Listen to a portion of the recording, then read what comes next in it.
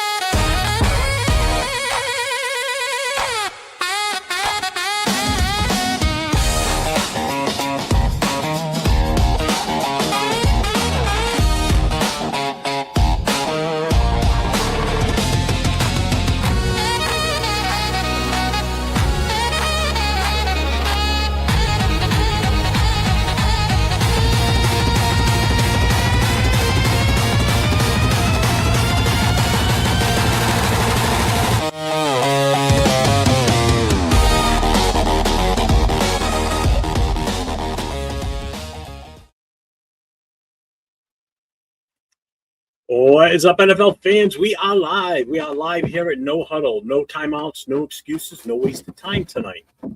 So tonight's not about hype. It's not about the headlines. It's not about what teams are saying. Tonight's about what teams are doing. And some moves, some changes for some teams in this league this past week. So every move, every signing, every decision is telling you who these teams are and what they're going to be this coming season, who they believe in, who they're moving on from, and whether they have a real plan. So again, who's got it right? Or who's getting it right? And who's falling behind? So we're going to get into all that tonight.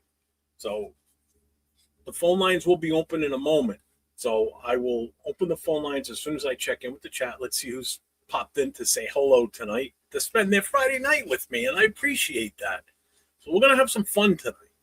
All right, we're going to talk some NFL football. And yes, any Raider fans in here, there is going to be some Raider stuff that is going to come up. I guarantee that. Okay? So let's see who's checking in with us tonight. So let's see. Right off the bat, we have Demented Zeros in the house. What's up? Salute, my guy. Salute to my man, Michael G. Salute to Jack, Hobo Raider. And no, it is not. Brother Yaya, what's up, my guy? Rorschach's in the house. Darren's in the house. What is going on? On one hand, great intro. On the other hand, it creeps me out that AI can do that. Can do what? That's not AI, bro.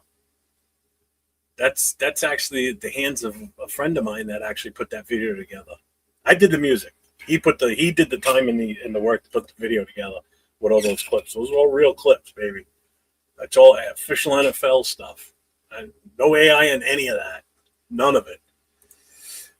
And Jason Downs, what's up? Hey, fire show today. Make sure, if you haven't yet, if you're not subscribed to it, get over to Raiders First Downs.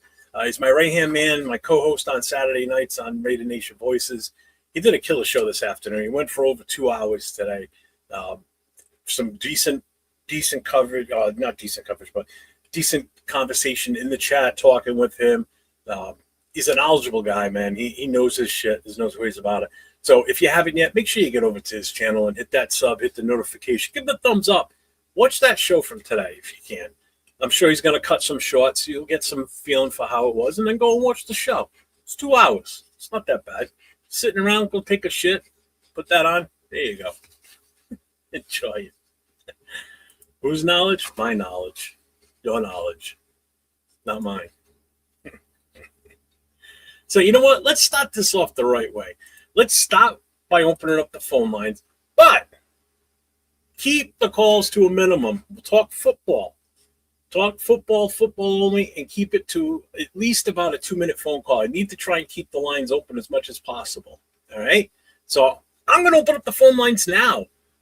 So it's 401-830-9189. And if you forget the phone number, it's right here under my name. Right there. See that? Right there. What is it called? What is what called? Oh, it's Raiders First Downs. Yeah, I've been watching that too, Jason. I caught your text just before the show started. I've been watching that since about an hour and a half before they even came close to entering the Earth's atmosphere. That's pretty cool to watch, man. Haven't seen that. I mean, last time they had touchdowns like that was I was still a kid, man, back in the early 70s, mid 70s. So, you know, to see that again, it's almost like watching video from like years ago when you were younger. You know, or like history books type stuff, or history films. You know, but you're seeing it for life, like real right now. You know, so going forward, any missions that go up, it's the way they're coming back. So it's actually pretty cool to see that and how much hype is on it. You know, it's pretty wild that they've put that much hype into it, and I love it. I love every minute of it. Let's see. No, who are you talking? I'm talking about Jason. That's what I'm talking about. Come on, man. Yes, we've sent them a special invitation so they can watch us on Saturday night and hopefully call in. That would be nice, right? You're welcome, Darren. So, phone lines are open. So, but in the meantime, there we go. Phone call. See who this is. You're on No Huddle with Jeff. State your name.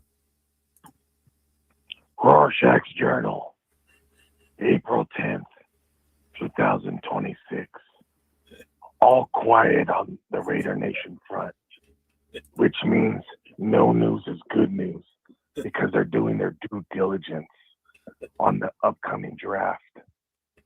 And we're going to kill it this year. It's been a long time, Jeff. I thought I'd call you, be the first one, and say, you know, it's been a long couple of weeks with work, man. It's just killing me, but you know, doing what you got to do. But hey, you know, I chime in once in a while. To always tell you on your chat, love the work that you do because I know a lot goes into it. You know, and you know, not only watching other creators do the stuff that I get involved with, but you know, hearing and listening to you behind the scenes, all the stuff that you got to do, man. Again, I don't know how you guys do it, but it's a passion, so I get it. But you know, giving us a platform to talk, you know, ball is always good. But again, to you know, share our grievances or you know, any good news or whatever, just a platform in order to talk. But you know, just giving you your props, man. Like I said, you're a cool dude. That's why I come on. You know, you're easygoing. You know, not all of us are you know, need help, you know, from our refrigerators or, you know, stuff like that. And then just coming here and talk crap. You know, you gotta, that person. I don't know. Some guy, he calls himself, I'm not bueno, which is he's not good, which is actually translates to pretty much he's not good. And he leaves his takes and everything to his refrigerator. But hey, man, whatever. I got an old school one. I don't need that, but he's coming again. You know what? From behind the carrots and the celery. Yeah, he's got. I mean, it always tells him, "Hey, dummy, you need to order. You need to. We're running out of milk. Go get it." I've been watching a little bit of, you know, listening, not, you know, being active, to be honest with you, because I've been so busy at work. But, you know, listening to, you know, some of the stuff that Kirk Cousins said and, what Spytek has said and what Kubiak has said, and I'm wanting to watch that one with. I haven't gotten a chance to yet, but the one with Rich Gannon. I love to hear what Rich Gannon says. The guy is, he was a good quarterback for us. He always, when he talks, I kind of listen. I may not always agree with everything, but the guy's very knowledgeable. He was in the building. They were there when they signed Kubiak and stuff, which was pretty cool, man. Yeah. Again, nobody does it like this team. And you think about it also, not only that, it's just, all these content creators with Raider stuff, and we're everywhere, man. It's all over. And, you can say what you want about our team. Yes, we suck. We haven't had a winning season since then. But you know what? When you're on the bottom, the only way to go is up, man. And hopefully we do. It's exciting. I haven't been this excited in a long, long time. It's been a long time. With free agency, the way that happened, of course, Max wanted out of here. Hey, they did what they had to do. It didn't work out. And what did they do? They called them and said, hey, come back home. Yep. That's the way you do it. And finally, we got a GM to where he's going to do his job. And they've given him free reign. And when you listen to him talk, you're like, dude, this guy's like just playing, 40. Now, I'm not going to say 3D, but 4D chess, man. This guy's going to. Oh, he's all in. I think we got one of them once. Yeah, he's completely all in. When have we seen that from a GM? I mean, McKenzie was the first true GM since Al Davis passed. Yeah. We never had a true GM like other teams. No. So he was the first rendition of true GM that not named Al Davis, basically. Yeah, well, when Reggie came in, I mean, you heard what Mark said. I know what I know. I know what I know, and I know what I don't know. And I'm going to have him run it. And the first thing he did was upgrade the computer system. I mean, remember that. Yeah. He said he had to upgrade our computer system because it was so out of touch. It was like freaking Windows 88 or something. I don't know, like floppy disks, I guess. Dial up shit. Exactly. So, just watching us now, we're going to be able to compete with others. And I didn't like the Vegas move. I did it. We all did it. No, nobody. But but I mean, again, from a business standpoint, it was the smartest move. Of course. Nobody can sit here and say, hey, you know what? I'm not going to take, $750 million for free. Are you kidding me? Everybody would have jumped on that. Of course. But, like I said, the only thing I know is that I think we're on their way up. I mean, I can be patient. We know it's a process. They keep saying it. They're not throwing you shit to see if it'll stick like the past regimes that we had. Yep. With Gruden and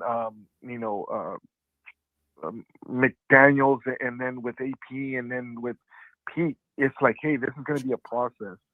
We're going to have to build this from the ground up. And okay, I'm good with that. Just tell me the truth. Don't BS me. Don't lie to me either. Just tell me straight up. And we all want to hear that, right? We all do. But I just, we hope we still have that thing in the back of our minds that is it going to work? Because we're trauma. We're always thinking about the negative. Always go right around the corner. It's going to come through that door any second. Yeah. Hopefully what they do during the draft, like, I'm just going to let them pick.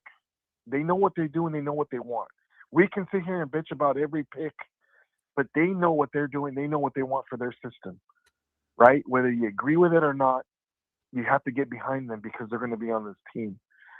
Now, I see you guys doing all these mock drafts and stuff like that. It'd be great in the perfect world where you're able to pick who you want, but it doesn't always go according to plan. It never does. So, hey, whoever comes in, they're gonna be a Raider. We just got to get behind them and cheer for them. And again, it's the system, right? These guys need players for their system. Yeah. So some pan out and some don't. But here we go, and I don't want to go too long. I know you said 2 minutes. just wanted to say, hey, I'm I'm proud of you guys. I like coming on. I don't like text, like pretty much typing all my sentences. It gets annoying after a time because usually it's on my phone. I hear you. I'm on my And phone. that's what. And then, when I wanted to move away from the Friday night of letting anybody and everybody come on the screen, number one, it's a huge risk because sometimes when you put, that's why they don't suggest that you do what we were doing, but we were taking that chance. You take a chance of who's going to come on the screen and what they're going to do when they're on the screen. This is easier, because one click and I can hang up on them if they get vicious. Or Yes. there's no image, so it's just the voice. They don't know your phone number. It's the easiest way to conceal who's calling in. You say your name, whatever. You could use whatever goddamn name you want to use when you call in. This was just another way. I think it was also easier for people to actually pick up the phone and call in than want to come on screen. And it was always the same ones over and over coming on the screen, so it was just getting stale. Yeah. We got people that never talked before. Like yourself, you call in. Arnie's called in. Money Chuck's called in. Coaches called in. Yeah. So you get comfortable as you go along. But again, Jeff, we're old school. We like communication. We like to talk. I hate these kids. These kids, they hide behind everything, all these devices and stuff like that. No, man, you need interaction, and that's a good thing. Whether we always agree with each other's takes or not. You don't have to get, snarky or anything. Just, hey, okay, that's what he believes, and I know what I believe, and we go on there. But again, that's why I like doing it. You give us a platform. We're respectful as can be. We try to, especially that guy who we will not name. He just kind of derails the show every time he comes on. So that's why I got to come in here and then correct the guy. And stuff like that. But no, you guys got a lot of good people on here, man. I enjoy it. I appreciate it. I love the guys that follow us. I love the guys that are in my chats on all the shows I'm on. I may not type in all the time, but most time I do listen. I may chime in here and there, but most of the time, if I'm busy, that's how I do it. If I'm not busy, I'll call in or I'll chime in on the chat or whatever. But it's always a good thing for like these Saturdays. I wish the Saturday and the Fridays and Saturdays, but I wish, when you're on with Jason, he'd be able to hear me. Or me talk. Hear you. He can hear you. Yeah, but you can't hear him. I'm still working on that. Yeah. I'm gonna come up with a way to make it work, right? That'd be great. And then you'd be more involved and stuff like that. But again, Jeff, just giving you your props, man. Thank you. I appreciate you. Hey, we got to get the numbers up. That's what I'm trying to do. And sometimes I listen to these Raider fans that I talk to at work that come in or whatever, and I say, hey, you might want to check out these channels. It's nothing I never thought I'd do, but hey, it's good content. Speak of the devil. Guess who just joined the chat? Oh, can you block that guy? I know I'm not bueno. I can't block him because his name is in blue, but I wish like I was a super duper mod and I would block that guy. And Jason said you're his hero, by the way. Yeah, well, I took a break from doing my hero thing, so that's why, like I said, I thought I'd call. But again, Jeff, hey, keep doing it, brother. Thank you for your time. I'll be texting you here. Thank you. You're welcome. I love doing this, so have a blast. Again, have a good show, and we'll talk to you soon. All right, thanks, brother. All right, but bueno, you suck. Bye.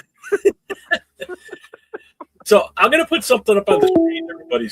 Okay, I'm gonna shut the phone down for 1 second, because if I share this, it'll stop the phone. So I'm gonna put this up on the screen, and I sent this to Jason earlier today. I thought he was gonna put it up on the screen.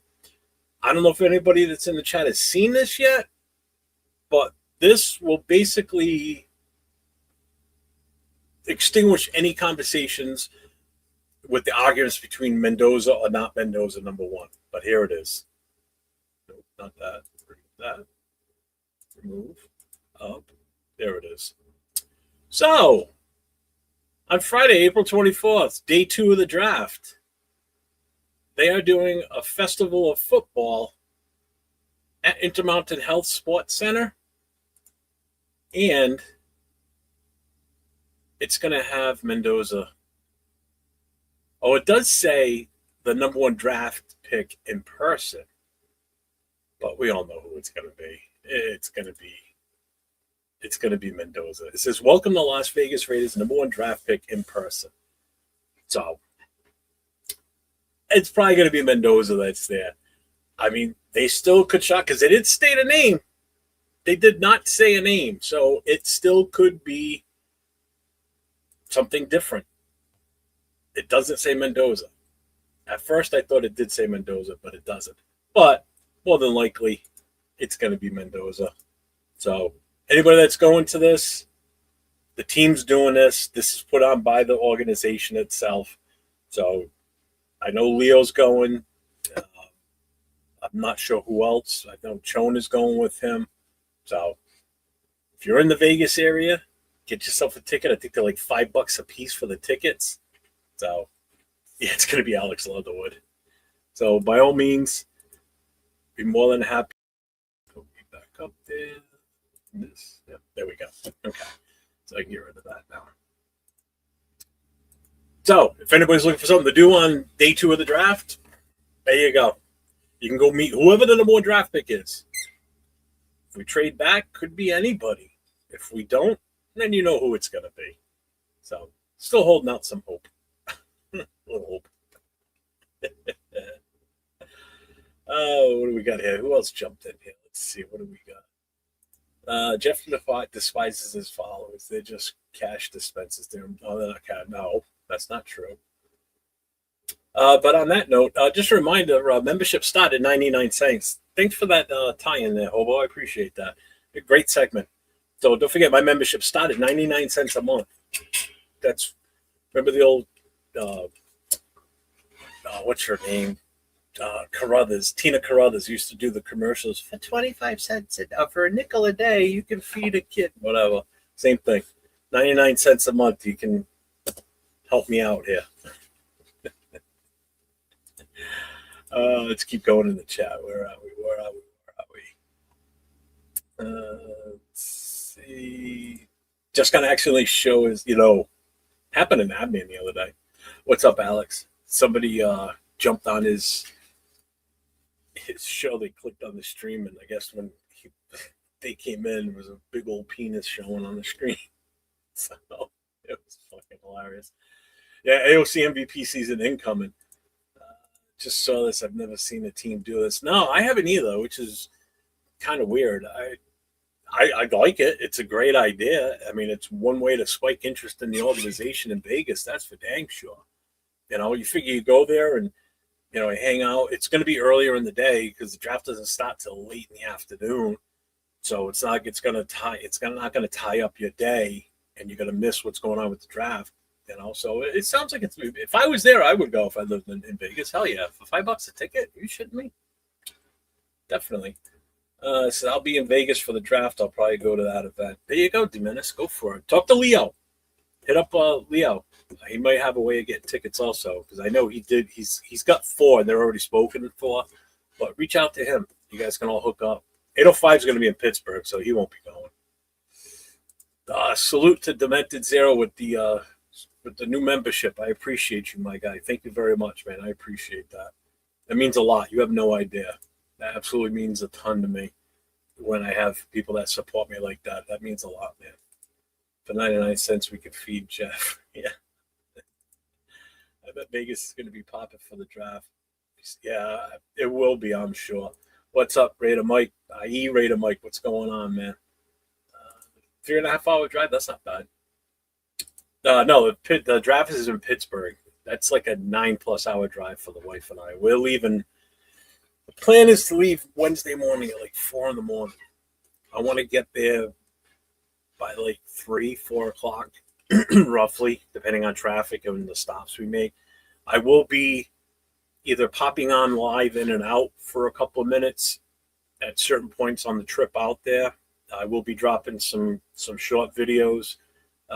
So I might not be on any shows that weekend, But keep an eye on my channel because I will be doing lives at on location there.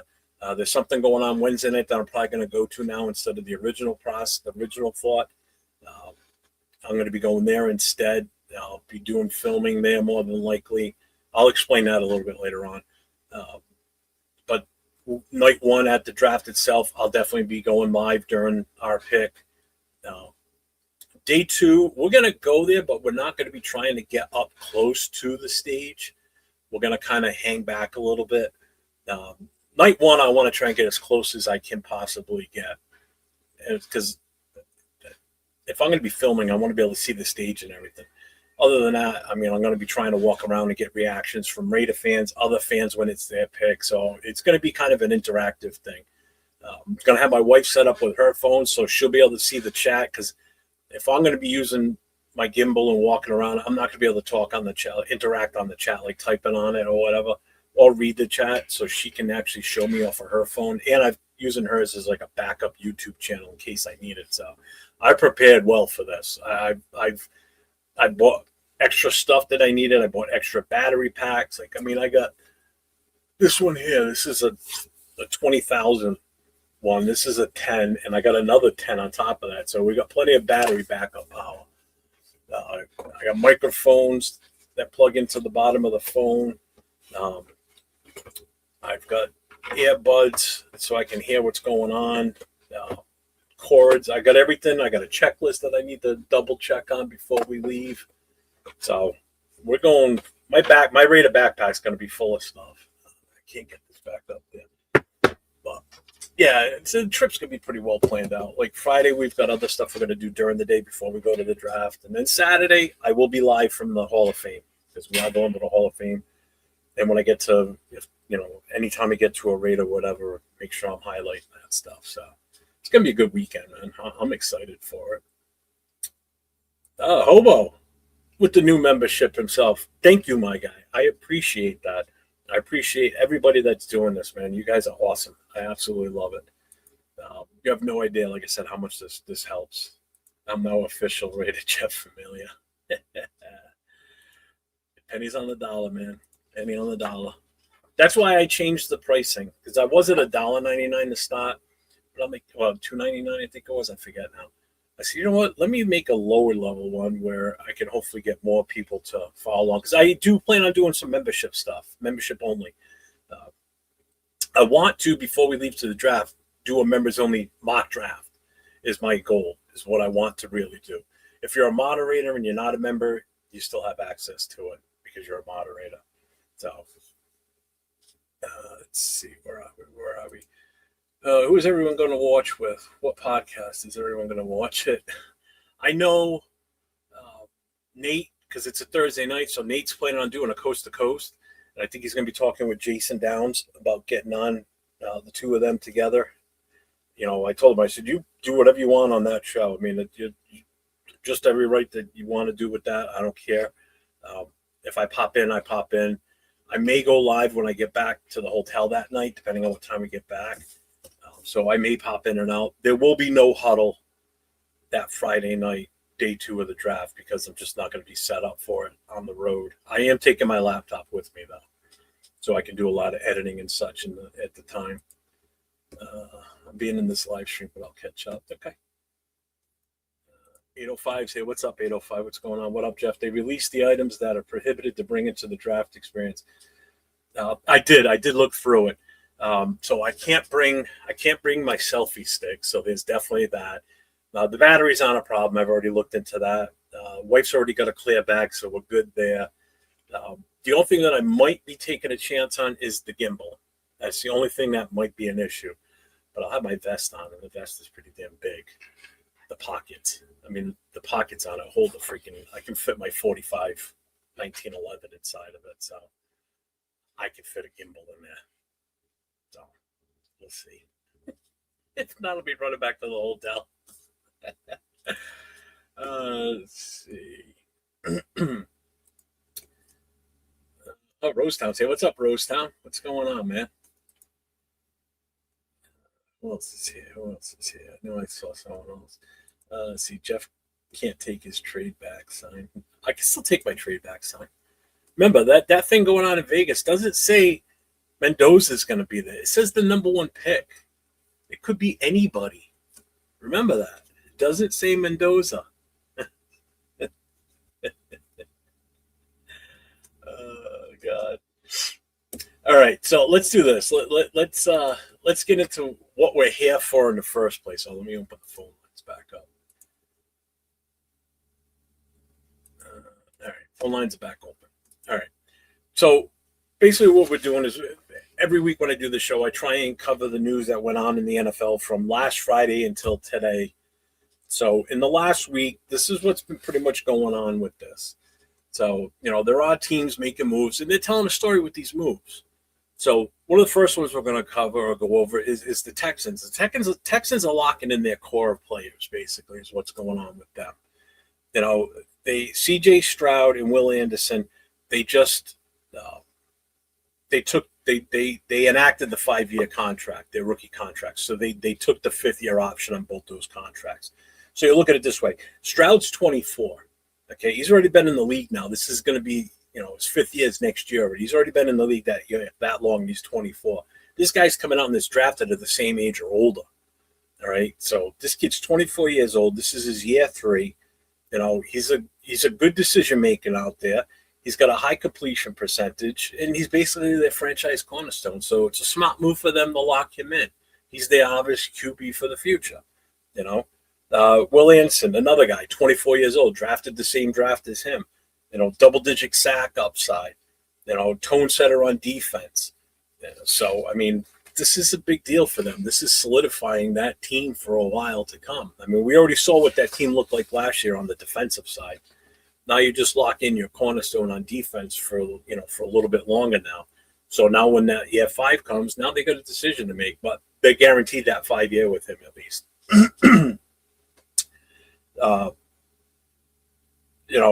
They already know what they have with Stroud, so he's definitely their franchise quarterback going forward from here on out, unless something drastic happens. Let me go back here. The nerve on Jeff, especially on the new member. They do. What? I'm not tragically skipping. I'm reading stuff as I go. I got a show to run here. Someone has to sub to this cheap-ass show. It's charity. Really? Thanks, Hobo. I appreciate that. Let's see. I guess, no. Yeah, where is it? Oh. What's up, Brandon? How does the seating work at the draft? First come, first serve? I honestly don't know that. But I do know that they're extremely expensive. There are draft packages you can purchase. They're all pretty much sold out. But when I was able to see the pricings for them, they were ridiculously priced. Like if you wanted the day 1, night 1 draft experience or draft package, which came with private bathrooms, nice comfy chair, food brought to you, drinks, the whole 9 yards.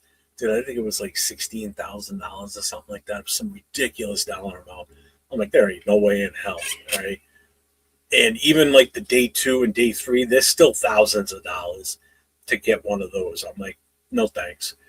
But I've been given some information that if you kind of stand out in the crowd, they walk around with film crews and they walk around with a spotter that picks, because they want to keep those upfront spots filled with the fans that are going to be picking or the teams that are going to be picking. So with the Raiders having the first pick, if we get there early enough and I stand out, maybe they'll grab us and put us in the basically it's like the pit. It's the section in front of the stage where when you see the draft, you see the team player, the fan representatives in those sections. And that's what I'm trying to do, is to get into that spot. Like, I'm not wearing a baseball hat. I'm going to wear that. I'm going to wear this hat basically, because I'm wearing this hat that day, because I'll stick out a little bit more with this hat. Everybody's going to have a baseball hat on. Anybody can wear a baseball hat. So I'm not wearing a baseball hat. I'm 6 feet tall. I'm going to have my big ass vest on, with the massive black hole logo on the back. If it's warm enough, I'm not going to have a regular t-shirt on underneath it. I'm going to be sleeveless, and my tattoos are going to be everywhere. I'll be I'll be fine. I'll stand out. Trust me. And if I have to make a commotion to stand out, I'll make a commotion to stand out. So, other than that, man, it's not cheap to move up to the front. The seats are expensive. And then my wife went and looked at the weather today. She goes, "Oh, it's going to rain in 2 weeks. Weather, it's going to change in a heartbeat. They're close enough to New England. Just wait, and the weather changes in a minute." So I'm not worried about that. The nerve of Jeff, especially on the new members. I feel for you. $1 just doesn't cut. Jeff is old Mitchell Reds. I don't have a boob, so I can't do that. National Enquirer with Mike and Diana. Yeah, right. That's right. I'm Hollywood Jeff. You remember that? I paid my dues already, bro. I'm retired from the YouTube lifestyle. Too glamorous. Once was enough. I don't blame you. Let's see. What's up, TG? What's going on, man? Yeah, it's crazy, Darren. It's insane how much those tickets are. Well, for those packages, it's nuts.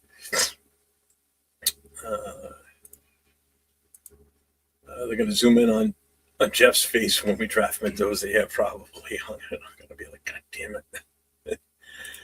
Yeah, I don't even know if he's going, to be honest with you. I'm thinking like Gorilla, and if they're not going to that, then I would expect them to be at the Vegas one, because I know they're doing a black hole Vegas party. They're probably going to be at that if they're not at the actual draft, which I don't think they are. I know Hollywood's going to be there. Captain's going to be there. Barron's going to be there. Because I talked to Barron today, Levi. He said a couple other names too. I forgot who the heck it was. But there's a few of them that are going to be there. And that's the event I'm going to be going to instead on that Wednesday night. They got a poker tournament going on. It's for charity. And at the tournament, it's going to be like ESPN's going to be there, Netflix, Amazon Prime, Fox, Fox Sports, ESPN, NFL Network. They're all going to be there filming. And the disclaimer on there is if you plan on being there that day, you're going to be filmed. So there's going to be no disclaimer to sign or anything. You walk in there, you're expecting to be filmed, plain and simple. So they're all going to be there broadcasting this event. It's what it is it's the Philly sports guys putting this on. This is the first annual. He's looking to have this at any time that the draft happens, wherever the draft may be, is to do this poker tournament. The winner, there's no money given to the winners. They get the money, but it's for their charity. So every person that's going, and they're all super fans, so they're all going to be in costume or in their gear. And whoever wins gets, I think it's 65% of the pot, something like that for the winner. Second place gets 35%. And it goes to their charities, their respective charities they play it for. So it's actually pretty cool. So for every $100 they collect in a donation goes into the pot, they get $1,000 worth of chips to play with for this poker tournament. So Levi's playing in it. They invited him to do this. It was invite only for the players, but anybody can go to it. So I already talked to him because I'm working on a flyer for him. So I've got it probably about 1/3 of the way done, I think. So it's going to be a fun weekend, man. It's going to be fun. Let me catch up with you guys in the chat here. Let's see. Oh, I always forget that 6 feet is considered tall everywhere else except my region. It's pretty much average where I'm from. Dude, I grew up, I'm half French, half Portuguese. I was the tallest and biggest in my family on both sides. You know, I'm the only boy on my mother's side of the family. Like all the grandkids, they're all girls, except for me and my son. You know, but I was always bigger than all of them. Like, you know, my mother's only like just about 5 feet tall. So they're all Portuguese. They're all short people. You know, how many 6'7" Portuguese do you see out there? Not very many. I was thinking about it. My name will be, I'm not Bruno, right? Nation. Bruno doesn't have enough. Jeff, you better not throw a tantrum on live TV when they say Mendoza with that pick. No, I'll be good. I'll behave. Deuce Gruden's 3 foot 5 inches. Yeah. So let's get back to this. Circle back here. So, like I said with C.J. Stroud, Will Anderson, same thing. He's the cornerstone of their defense. And again, this is how you build, your identity, your core, your look. What they did in that draft where they got Will Anderson and C.J. Stroud, that was a brilliant move what they did. They traded back into the first round and went back and got Will Anderson. So, I mean, they set their two cornerstones on both sides of the ball. We have that ability to do that this year if we do something different as the Raiders. Where we could set the cornerstones on one side and possibly one on the other. You never know. It all depends on how everything works out. So we'll have to see from here how this goes. I'm going to ask you guys this. Who else in this league actually knows who they are like this? So, like, what are the teams have actually addressed in the draft and set their cornerstones just like Houston did? And now they're enacting on that fifth year. So that's a big thing for them too. So Sally Struthers, you like that one? That was a good one. What's up, Jack? What's going on, man? I haven't seen you in a little bit, man. What's going on? So I actually, I'll do it after I read all the different team effects before we go any further, because I got a poll I want to put up, but I'm going to wait on it. So the next one that we're going to talk about, and I know everybody's going to love this one. It involves the Patriots. I know. But again, it's an NFL show, so I got to cover all this. Oops. Texas in the first round. Yeah. And then in the same round, I think it was pick 11. That's what they took Will Anderson with. But I know it was in the first round. So in the first round, they grabbed Will Anderson and C.J. Stroud. So they got C.J. Stroud first, then they traded back into the first round and got Will Anderson. Or traded up. I forget exactly what the move was. But they got two first rounders, one on offense, one on defense. And look at them. They haven't won a shit ton of games. C.J. Stroud's been kind of 50-50. But again, they're still competitive. They still had the best defense in the league last year, or one of the best defenses. Oh, you guys are going? See Steven again. Well, you know who's there, Jack, right?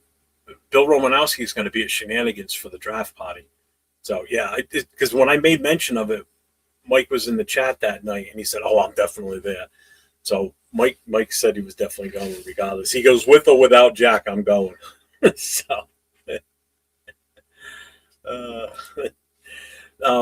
let's get back to this. So with this trade with the Patriots and the Texans, so this was the only trade this week, I believe. So the Patriots sent Marte Mapu, a linebacker, safety, hybrid type of player. He's 25 years old, versatile depth defender. Again, Texans adding that flexibility. So the Patriots ship him down there to the Texans. Texans build up their defense a little bit more. And the Patriots are moving pieces. This is a team that's not developing an identity right now as the Patriots, because they're moving players like they are. Houston's adding the pieces, and New England's moving the pieces. Jason's still out there. They didn't bring him back yet, so he's still available out there somewhere. So, I mean, Houston's adding pieces. It's two different directions at that point. Patriots going one way, Texans are going the other. The Texans are looking to improve their defense, which was already a killer defense last year. Now they're going to try and make it even better. So, I mean, to Patriots fans, if anybody's in the channel or in the chat that's a Pats fan, I mean, what's the plan right now for the Patriots? We know what our plan is. We can see what our plan is going forward. We've seen it develop in free agency. We see it possibly developing in the draft. With trades, with anything that we've done, we can see that there was an attempt to do an identity change with the whole Max thing, but that fell through because of Baltimore. So teams are developing identities and teams are losing identities. Patriots, I think they really lost their identity at the Super Bowl. Once the Super Bowl was over, it's like they just fell by the wayside. I honestly don't know what their plan is overall and what they're doing. It's kind of confusing. Yeah, I mean, I think that's where he went. I don't even know where he went, but I know it wasn't back to New England. So obviously they didn't think enough of him to give him, another contract go. After what he did for them, that'd be a no-brainer. Like, if he did that for us when he was here with us, I would have taken him back in a heartbeat. Why would you let somebody like that go? Then you could let someone else go instead of keeping him, like whether it be Snowden or Kuntz or whatever. So it's weird. And here's the other thing. Now with the whole Vrabel and Rossini thing, what's that say for the Patriots too? I mean, you're talking. She's married. He's married. They're caught holding hands, sitting by the poolside in their bathing suits, hugging. On that bridge, they're hugging. That's just weird, dude. If neither were married, big deal. Who cares? It's just two people that have an attraction to each other. Be both married. And you can't do shit like that in today's day and age. You know why? Because there's one of these everywhere floating around. Someone's going to take a picture and someone's going to put it out there that, hey, look what I just saw. You can't do shit like that now. This isn't the 90s and the 80s where you can get away with shit because security cameras weren't everywhere like they are now. Cell phones weren't everywhere. There were no cell phones back then. People are nuts to try and get away with stuff. It's crazy. Let's see. Yeah, is that where he went? He went to the Commanders. Yeah, Rosetown said it too. Let's see. It was probably reported by her. Oh, God. Rabel rearranging the Patriots and Rossini's. Oh, my God. That was a hit job and they got caught. Yeah. Yeah. I mean, it could have been a setup. Who knows? I mean, I don't trust anybody nowadays. I don't give a shit. I don't care what anybody says. I don't trust people anymore, man. You can't. How can you? People will dox you so fast now. If they can get ahead in the world, man, they will screw with you every chance they can get, man. Absolutely. All right. So moving on to the next one. Falcons. So Falcons, they're shifting fast. They've made some moves, but they've also got some issues. You got Penix Jr. He's 25 years old, strong arm, injury history. He's still in that development phase. He's nursing an injury. So how good is he going to be this year? Who knows? We'll have to wait and see. But they're still making moves. You still have Kyle Pitts, another young guy, 25, elite, athletic. He's a mismatch for teams that go up against him. He's not a Brock Bowers, but he's kind of on that same idea, but just not with the overall talent like Brock. Brock is a one of a kind. There's no two ways about it. And Kyle Pitts, I mean, they franchise tagged him. So he's secured. They locked him in.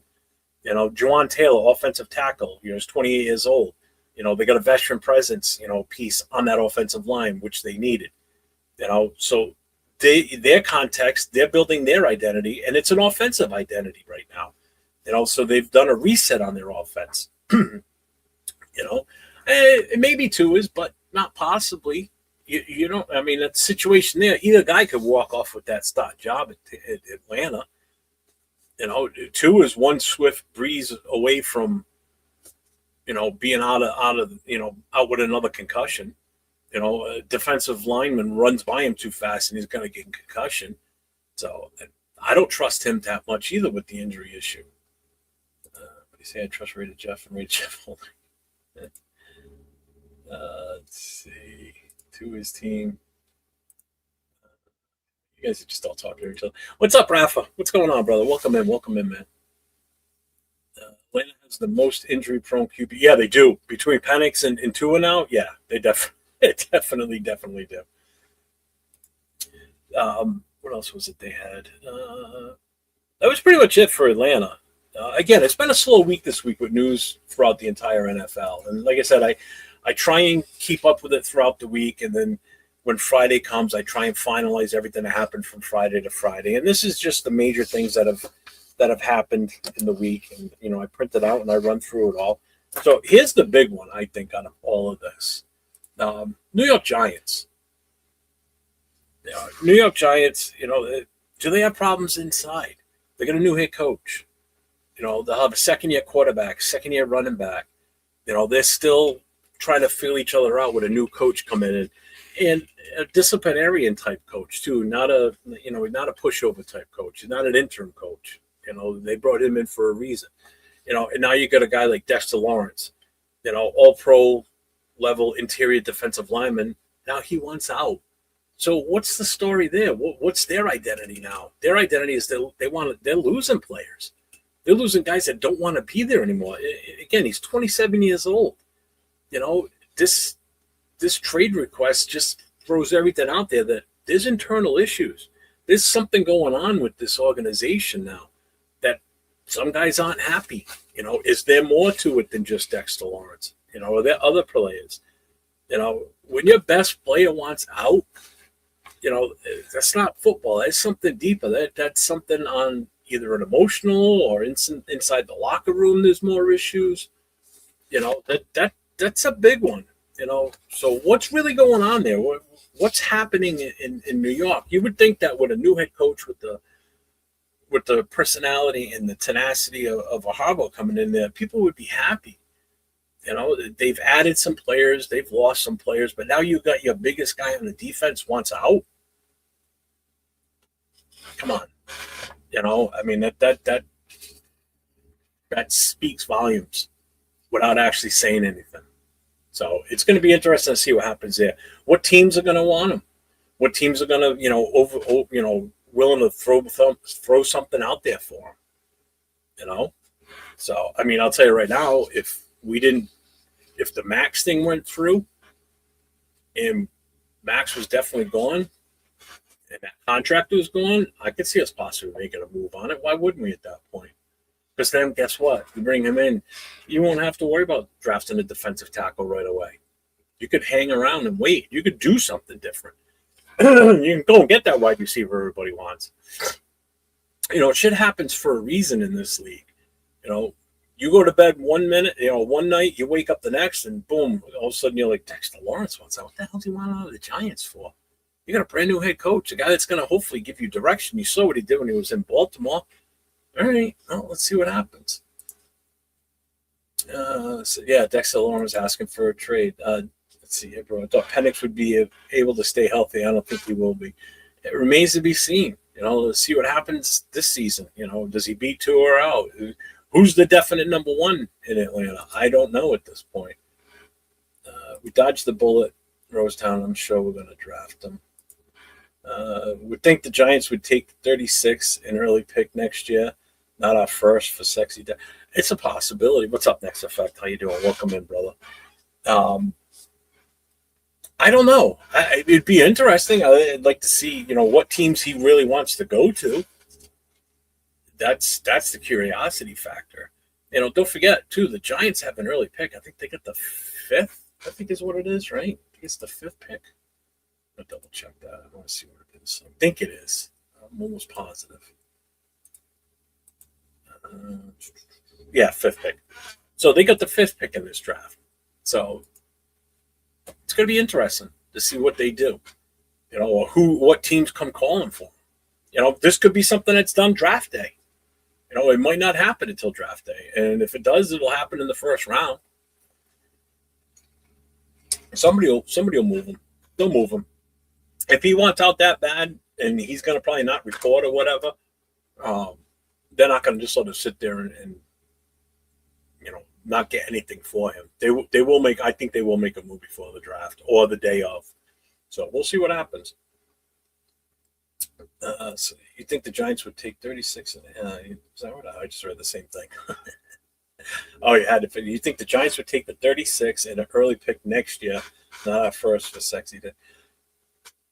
What did he? I don't know what he went in his initial draft. You know what? Let me look it up. Let me just do a quick search on this because I want to see where he.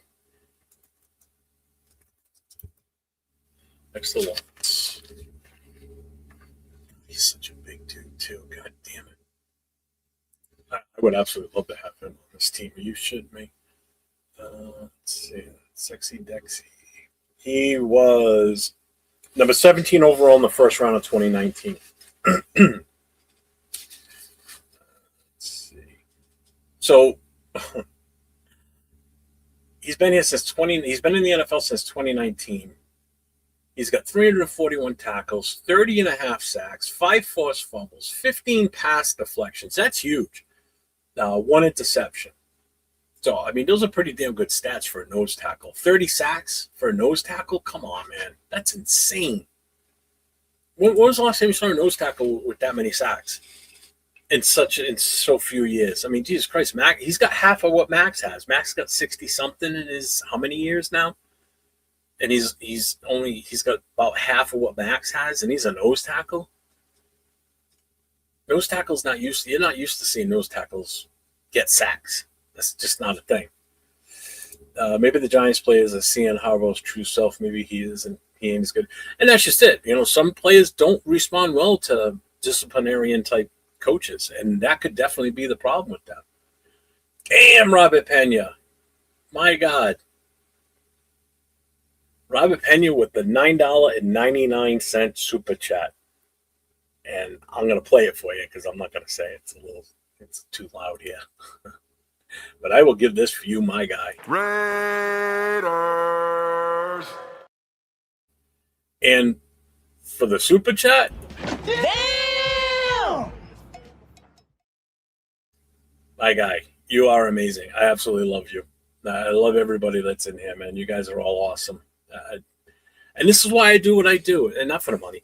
I do it because, look at, it's an NFL show, and you guys are actually talking with me about the Giants and the other teams. We're not just sitting here talking Raiders tonight, which I appreciate that. Like, you have no idea how much I appreciate that you guys are, going with the flow, and we're talking other teams. Because I got more teams to talk about that aren't the Raiders still. But we do have a segment with the Raiders because it is NFL coverage, and we are going to be talking about it. So I appreciate that. I appreciate everybody being in here and kind of going with the flow and, not scaring away. Because that's the biggest thing I hope is that fans that do come in that are fans of other teams in the NFL don't get scared off because there's so many Raider fans in here.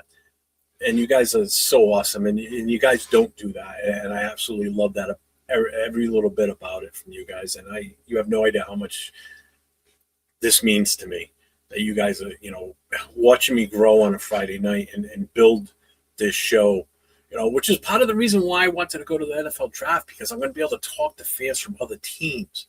I got a whole bunch of, I got another stack of 50 of my QR codes that as I interview people, because I'm going to talk to fans from other teams. That's my goal, is I'm going to be handing those things out like I'm handing out candy on Halloween, and just give them all out and get people to, to buy into this Friday night show, to come in and call me and let's talk about your team.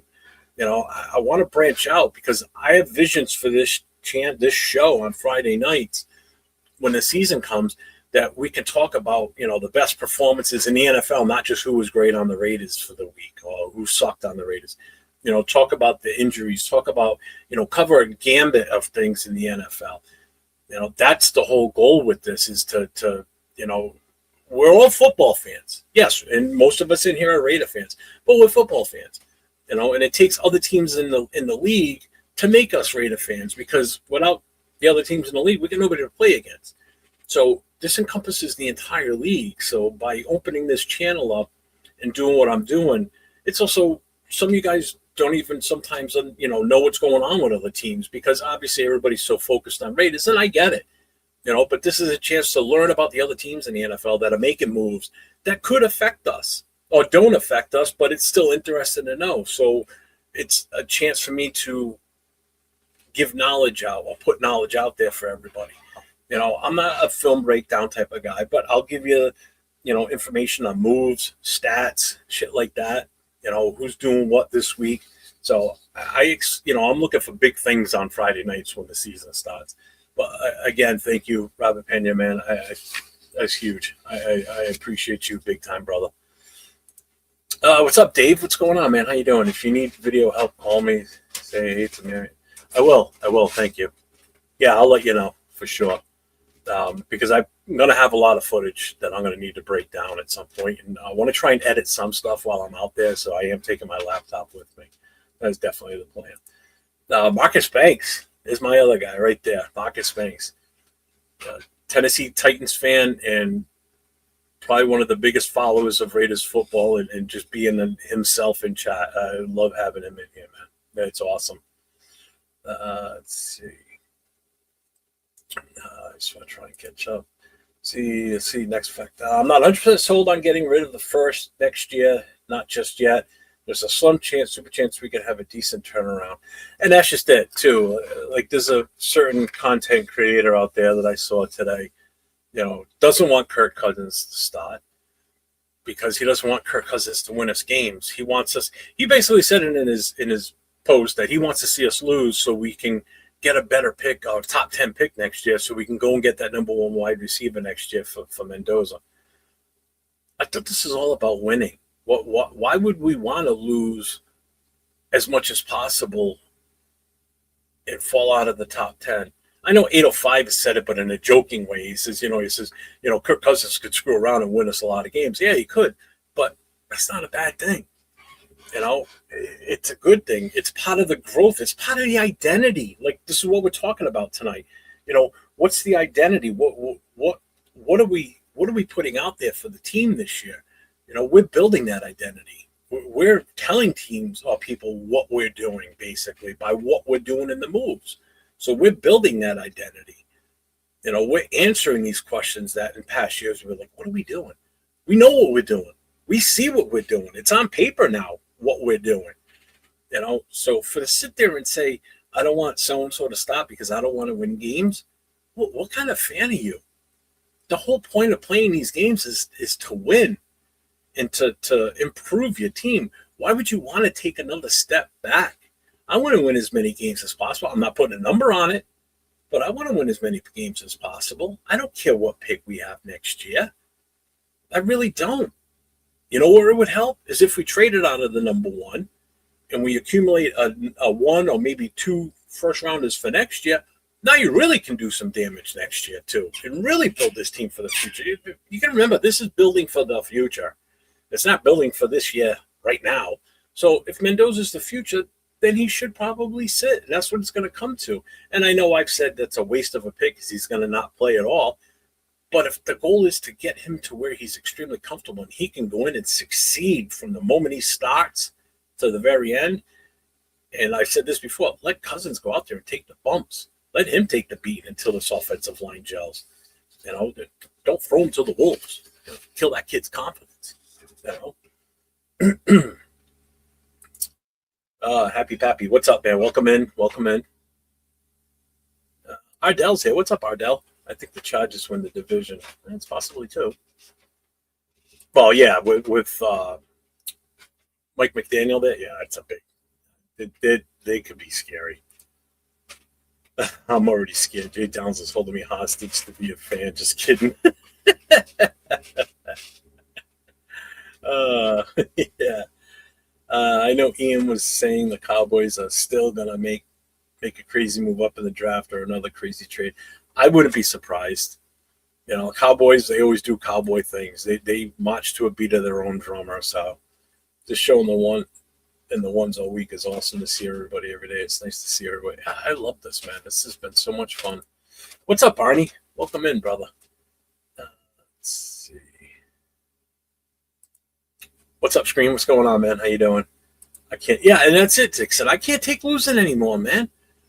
It's been too long. I'm sick and tired of it. Arnie, what is the weakest off-season move so far?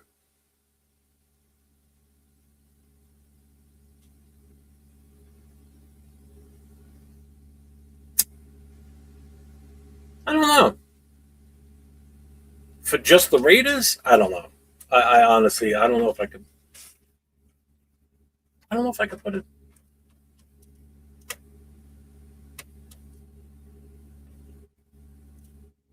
That's a good one. I'm gonna have to think on that one. I really am. Let me catch up here in the chat. Let's see. What team has the weakest in depth?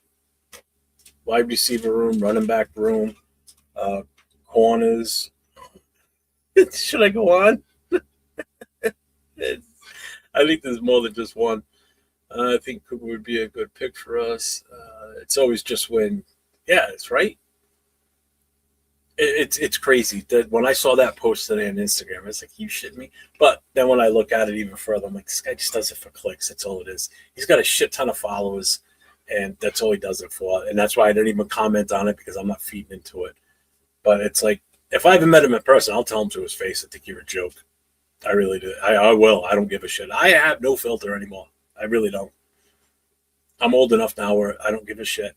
I don't care what I say. If I bother somebody or they get upset because of something I say, I don't care. I'm not out making friends. I've got friends. I'm good. Whatever. I didn't like that video about losing on YouTube. We have lost too much. I want Kirk or Mendoza to F and win it. I do too.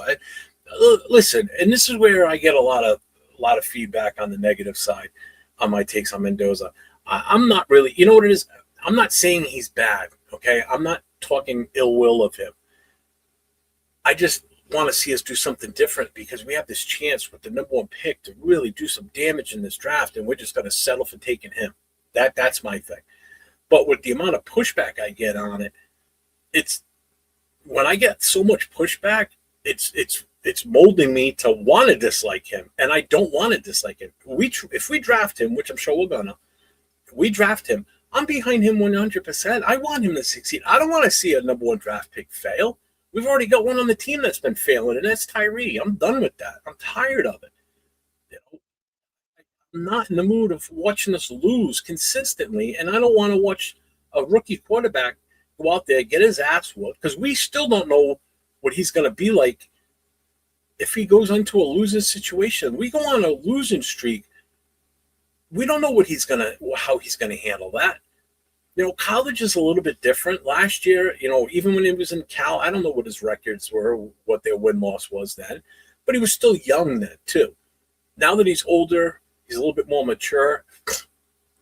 Everybody says that he's got his shit together and everything. But again, the speed of the NFL game, everything changes from college to pro.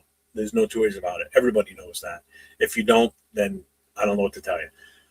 So how he's going to handle if we traditionally, like we have, go on a massive losing streak, and he's the starter and he's losing these games because he's the quarterback, and the quarterback's always the one that gets labeled because he lost X amount of games, even though it's a whole team out there, two sides of the ball.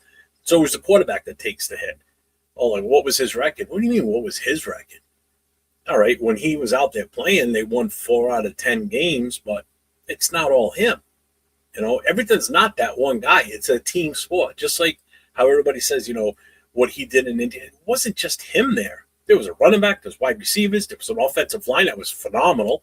There was a defense that was top-notch. You had corners that were crazy. It wasn't just him. So he didn't go undefeated. The team went undefeated. He was part of it. He had his time. There were other players on that team that participated and helped get them to an undefeated season. So it wasn't just him, So, I'm not knocking the kid saying he can't play. There's nothing saying that he can't play. I just wanted to see us do something different when we've got the number one pick, which we don't get that often. It was just a nice thing if we could have turned that into a couple of different players that would play right away too. That's the other thing. These are guys that you're hoping that are going to come in and they're going to be day one starters. I don't want to get into it any further, but could be drinking the Philly Sixes Trust Press. I'm tired of losing. I'm rooting for Cousins to win us some games. I am too. Between the teams in the top 5 in the draft, which one-on-ones do you think improves the most? Top 5. So the top 5 are us, the Jets, the Cardinals, the Titans, and the Giants. Right away, I'm picking the Giants out of that 5. Out of that 5, I think the Giants is the number one that improves big time. I don't know what their win-loss was last year. I don't know how many more they'd have to win to be an improvement. With us only winning a couple of games, it's not going to take much for us to improve from last year. The Jets are going to be Jets. I don't see them doing much of anything. Cardinals, with LaFleur there now, they could be a dark horse. Tennessee with a new coach now. If Love falls to them, the game on, because that adds a whole new aspect to that running game. I right now I'd have to go with the Giants. I think the Giants are the more stable, especially on offense, because you got a second-year quarterback, you got a second-year running back, you've got Malik Neighbors. No, not Malik Neighbors, right? No. Yeah, because the Dunze's on the Bears. You got a decent offensive line. Dexter Lawrence is the one standout right now, whether he stays or goes. I just think the Giants have the chance to prove the best because I think they got the better of the coach right now than the other teams have, to be honest with you. So I see the Giants being an improved team. I think they take a step up. I really do. Let's see. What's up, Greg? What's going on? Let him play. Caleb Williams learned by taking hits. Yeah, but you don't know how this offensive line's going to go. That's right, Jeff. Fuck them. Don't hold back. Nothing. We're too old for that. Yeah, exactly, man. Last question. You can ask all the questions you want. I don't care. Last question, and then I got to meet up with some buds. Okay. Which is the one player you would trade back into the first round for, like a McDonald's, Zinni Lemon? I'm kind of hoping McDonald's still there at 36. A Lemon, I would trade. If we could trade back up to like around the 14, because I'm kind of hoping he would still be there at that point, which is why that Max trade not going through is huge, because I know LV wants him in the worst way. And what I've seen from the kid, at first I questioned about the kid, and then I asked Nate, I'm like, and Leo, I'm like, what's up with this guy? And it was just his demeanor and everything. I'm like, is this kid okay? And he goes, that's just the way they are out there. That's the way they talk. That's just the way they are. That's his persona. I'm like, all right. He says, aside from that, the kid can ball, and the kid's damn good. And I watched a little bit, so I'm like, okay, I see it. Out of all those, I would trade back up for Lemon and a hot beat if we could, back into the first round. That I would definitely do. It's going to take a lot, though. Just remember that. It's going to take a serious amount of picks to move back up. Or trade away the number one, and you don't have to really move that far. The Jets have 2 first-round picks, baby. We literally can't afford to lose. We are stuck between a rock and a hard place. Yep. Yeah, not about the followers. It is and will remain ready to scream the popularity killer. I'm all for trading back into the first round for a receiver and a kid. Yep. Let's see. Yeah, see, Dara said the same thing. Us or the Giants. I mean, the thing is, we don't have much to do to improve. It's a sad thing, to be honest with you, because how bad we were last year. You know, I mean, again, year before that, we were horrible, and a big thing that I kept saying is we can't get much worse. And then 2025 season came, and the Raiders said, "Hold my beer," and proved me wrong. We got worse. You know. Let's see. I think I would sell my ex-wife to win a Super Bowl. But it says, I feel like John Harbaugh saying everyone is tradable is the first sign of that team about to hit a full rebuild. Yeah, but he's also got some good young nucleus players there too, which is good for him. I'm telling you, he's walking into a good situation. That's why when that position became open and he got fired from Baltimore, I pegged him to go there immediately. I said, he's the odds-on favorite to take that job. I can't see them going any other direction, to be honest with you. You're taking a team that's pretty well established already. You know, yeah, injuries hurt them last year. You know, well, let's see what happens now. I'll be curious. You know, initially, from what I understand, Linderbaum wanted to go to the Giants. But I guess they brought in a coach that he doesn't like very well. And he's like, nope, screw that. And he didn't want to go anywhere. All right, so let's get back to where we were here. I got to circle back. I'm a little bit behind here because I want to get to the Raiders stuff. And we ended up talking Raiders stuff. So the next one is the Colts. The Colts trade watch, basically. So Kenny Moore, their corner, 29 years old. You know, he's an elite slot corner. You know, extremely high production from this kid. You know, he's done. He's looking to be traded. He wants out of Indianapolis. You know, but it's a mutual parting. You know, the relationship's broken down. They've both agreed that, you know, they're giving him, I guess, the okay to with his agent work a trade, or that they're gonna be mutually, you know, in agreement on trading him away. So, you know, both sides are done. It's not a random thing. They're at ends, I guess, and they're willing to let him go, and they're gonna get whatever they can get for him. So, I mean, again, here's another kid. He's 29 years old, you know, and again, this is, you know, something happened behind the scenes. So, again, this goes back to, you know, the identity of these teams, you know, so there's a hidden agenda, a hidden identity on the Colts at this point. You know, they've lost players already in the offseason, and they're going to stand to lose some more. And don't forget, everybody, the phone lines are open still. Phone number's right here underneath my name, 401-830-9189 if you guys want to call in. If you guys that are here that are Raider fans, if you want to call in when I get to the Raider segment, which is the next one, you can. If you want to call in and you want to hold off till then, that's fine. I'm sure Kenneth at some point is going to pop in, the Texans fan, and I was kind of hoping he was going to be here when I talked about the Texans, but he wasn't. So that's the situation with the Colts. I guess that's a good parting of the ways. There's no animosity, like Dexter. I want out, I'm done. So that really means that there's something big going on behind the scenes in the locker room, from the front office, whatever it may be. When you got such a high caliber player of his, look at his stats alone, and you see what type of a high caliber player this guy is. I wouldn't be surprised if a lot of teams really want him. Sauce Gardner is overrated, in my opinion. Yeah, I mean, he had one good year his rookie year because nobody was used to him. Then you get him on film on the pro level, and you can figure guys out just like any other team. 805 will tell you that. You watch game film on somebody, you can figure out there. Good coaches will point out bad tendencies by players. If a lineman lines up his foot a certain way every time they run a certain play, that's a cue that you need to let your defensive end know, say it's a left tackle. You need to let him know that, hey, when he turns his foot this way, this is what he does every time. So you can take advantage of that. That's a good coach.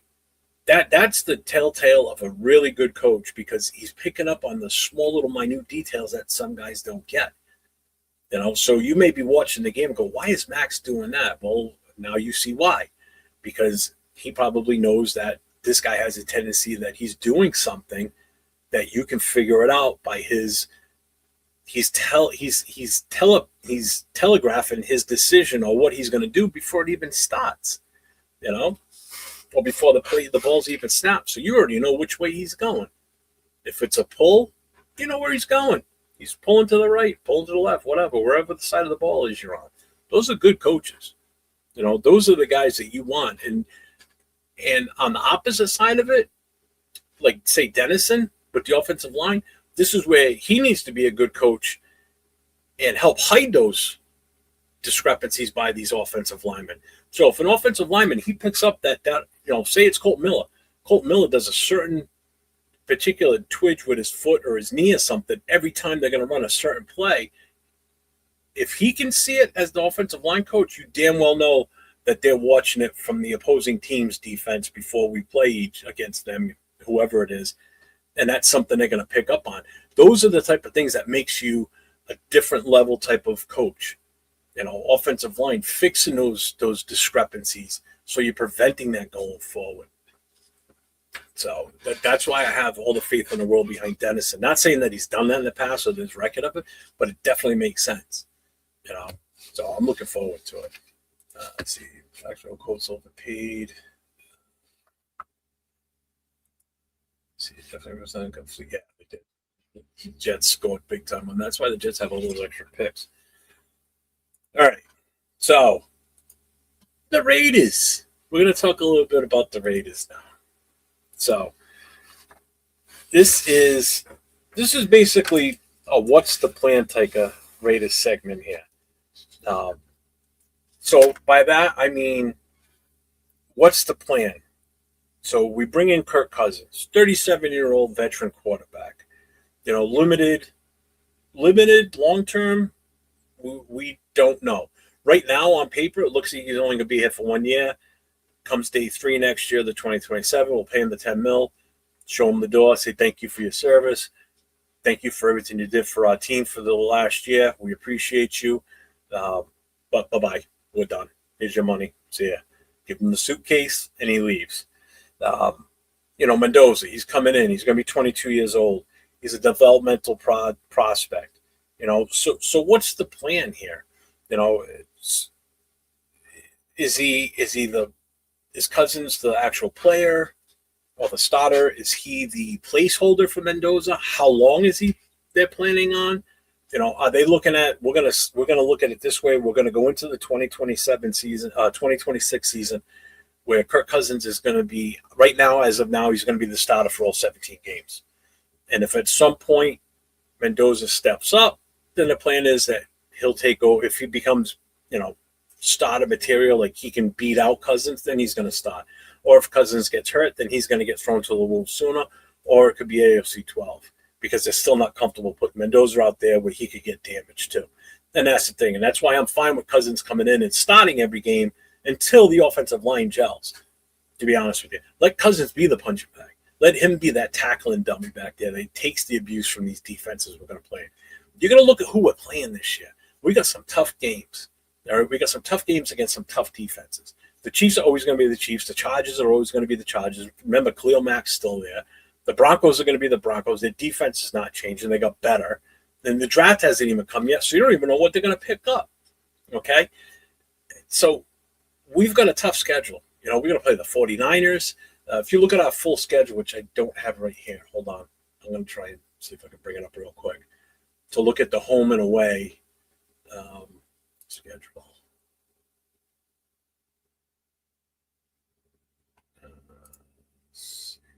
Oh, shit, it's not even here. Hold on. Should have had this up earlier. I wasn't thinking I was going to talk about the schedule. Let's see. Raiders 2026 opponents. Here we go. Okay. So, all right. So we've got, obviously, the Broncos twice, Chiefs twice, Chargers twice. We got the Bills. We got the Rams. We got the Seahawks. Patriots, 49ers. The Browns again, away.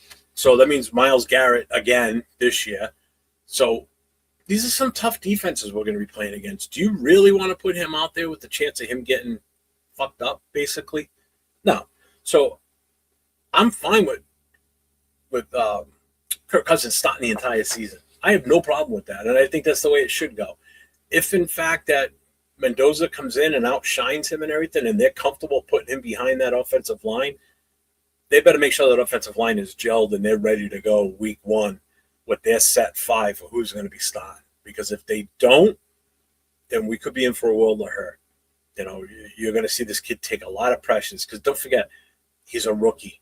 Opposing defenses are going to want to slam him. They're going to want they're not going to treat him like what everybody else does. Like, oh, he's such a nice guy. No, they're going to want to rip his head off, especially if he goes against Cleveland early in the season. And that's who he has to go up against. He's going to go up against a Myles Garrett. If Myles Garrett gets into that backfield, forget it. Look what he did to us last year. He ate us alive. That could happen again this year. So I don't want to see this kid get damaged. Let me see. Where are we at? Oh, Leo's here. What's up, Leo? What's going on? Plan is for Mendoza, Carr, and Cousins to build a church in Vegas and start a following. Cousins is the placeholder for Mendoza. Why wouldn't it be? You still gonna? So if Cousins goes down, and if Mendoza's listed as the third quarterback or the emergency only, it has to be AOC 12. The only way that Mendoza would even touch the field is if both guys get hurt. Let's see. Leo's going to be in the choir. He's going to sing a cappella. It says we suck. We always have a tough schedule. Yeah, we do have a tough schedule. I'll read off the rest of the division. Here's what we got. Home opponents. So we've got obviously the three in our division. The Bills, the Dolphins, the Rams, the Seahawks, and the Titans at home in Vegas. Away, obviously the three in our division. Then we go to the Cardinals. We go to Cleveland. We come back to New England, New Orleans, the Jets, and the San Francisco 49ers. So those aren't easy games. Let me see. Who would probably – the easiest ones, Dolphins, they're starting all over, so who knows what they're going to have for a product out there. Arizona, hit or miss, I think. Cleveland, we know what we're getting with their defense. That's not going to change anything. The defense is going to get better before us. Patriots, the defense was all right last year. Jets, I don't see anything from them. Saints, dark horse there. 49ers, yeah, they'll be okay. As far as our home opponents, the Rams, the Seahawks, those two games are not going to be easy. Buffalo's not going to be easy. Titans, hit or miss too. So we've got some tough games next year, this coming season. It's not going to be easy. So we all think we know what the plan is, but we're not privy to inside information. We don't know what's actually going to happen. He's going to pass the collection plate. What's up, Jason Marshall? What's going on, man? See, if he's that good, why are we hiding him? True. But again, are you going to put him out there if that line, if the line starts playing like they did last year, you're going to put him out there? Again, let the old veteran, let him take a ass whooping, or fucking let AOC 12 take the beating. He's young, he's resilient, he'll bounce back at some point. I like to see the whole team in rhythm before putting rookie in. And I agree, that's where I'm at too. If you want him for the future of this organization, no sense in rushing it to the point where, I feel like a broken record, where you're damaging this kid's confidence. Again, we've never seen what happens to him when things don't go his way, when things go bad, when he's losing, or he can't even get a completion because he doesn't have time to throw the ball, or, the plays get blown up in the backfield because the line's getting destroyed. He didn't have that problem often enough in Indianapolis and Indiana to even see what his reaction is. And everybody's like, oh no, he's a fighter and he'll get back, or he's got that dog in him. Fucking saying, I hate that.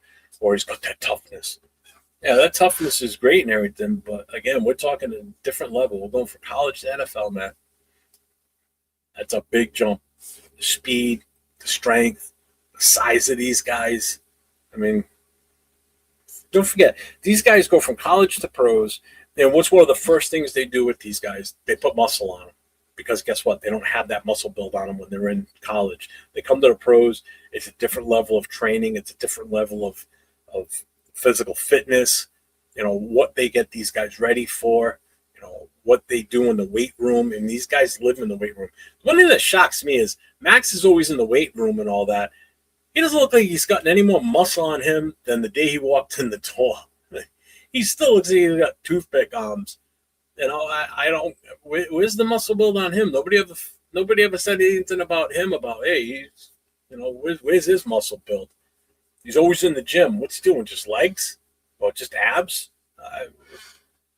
Is he like Dixon Sider, where he's not working the legs, he's just working the chest? I don't know. I don't get it. Let's see. Mendoza will have a playoff win before Harvard. Oh, I wouldn't be surprised at that one either. Miami Titans are tough. Come on, let's not stop. I didn't say they were. I said the Dolphins. We don't know what we got with them. They're in a complete redo down there. Titans, hit or miss with them. AFC's days are numbered playing for the Raiders. Not until his contract runs out. We're not going to get rid of him right now. Maybe trade him. There's probably film on him playing from behind while he was at Cal. Need to let the O-line develop, wide receivers and defense as well. There is Bruno versus Penn State when they came from behind. Film defense out there. We're kind of fucked no matter what we do. We need him to get experience, but not lose his confidence. Exactly. Why we got the best in the band, too screwed. So wait, if people want to wait to see team gel before putting in Nando, why the hell are we picking him? Exactly. Kitchen Streets. What's up, Q? What's going on, man? How you doing? Cotty was all he does. Haha, no benching for Max. Yeah, I'm telling you. Where's the muscle build on him? Where is it? You look at Myles Garrett. Myles Garrett looks bigger than he was when he came out of college. That guy's beefed up, man. I've seen a lot of these guys come out of college and put on definition. Not just muscle weight, but definition. Like you see them becoming cut and just, that physical specimen. Max is no physical specimen. I'm sorry. He's in shape. He's not fat. He's not overweight. But you stand him next to Myles Garrett, it's like two different people. That's like the image of Hunter Renfrow standing next to DK Metcalf. I mean, and the meme was, keep in mind, these guys both play the same position, wide receiver in the NFL. One looks like he could kill the other guy. The other one looks like a school teacher. Myles Garrett is a physical. He is, man. What's going on, man? I'm not a Max hater, but it's like everybody talks about putting muscle on guys, but nobody ever questions, like, where's his? Where is it? What's up, Randy? What do you think of the wide receiver Devontae Wicks signing with the Eagles? I don't know. It's the Eagles.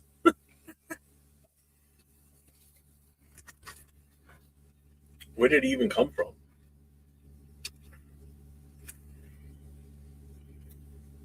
Let's see. Where were we? That's pretty much it for that one. Brady, what do you think you guys are doing in the draft? Where do you think the Broncos are going? Welcome in, brother. How you doing? Haven't seen you on in a while. Green Bay. Oh, that Wicks. I don't know. I don't know what I think about Philly right now.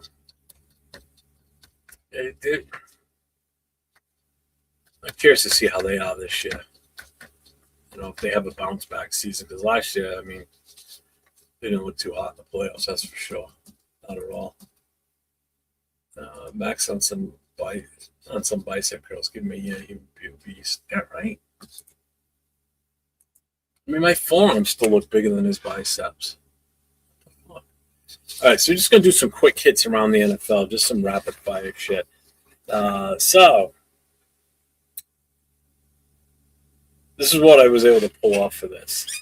So, Dolphins, the players are reportedly shaken after the Jason Waddle move, locker room impact. So, there's another identity thing. So, how's that impact the locker room in Miami now? You know, they're down their wide receivers. You know, that's going to be a totally different team down there in Miami for sure. Don't forget, guys, too, the phone lines are open for 401-830-9189. Try and keep the phone calls to at least 2 minutes, please, if you do call in. If you got a take on something, go for it. If anybody that's in here that's a fan of one of the other 32 teams in the NFL, feel free to call in. You want to talk about your team, talk about moves that you're making. What do you think the guy's going to do for the draft? You know, let's see what you guys want to do. Let's see. Deuce Gruden to a Max Reps fan, too.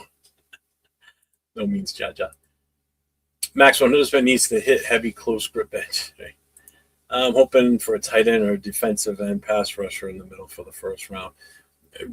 Which tight end you're looking at? You're looking at Sadiq or you're looking at somebody else? Let's see.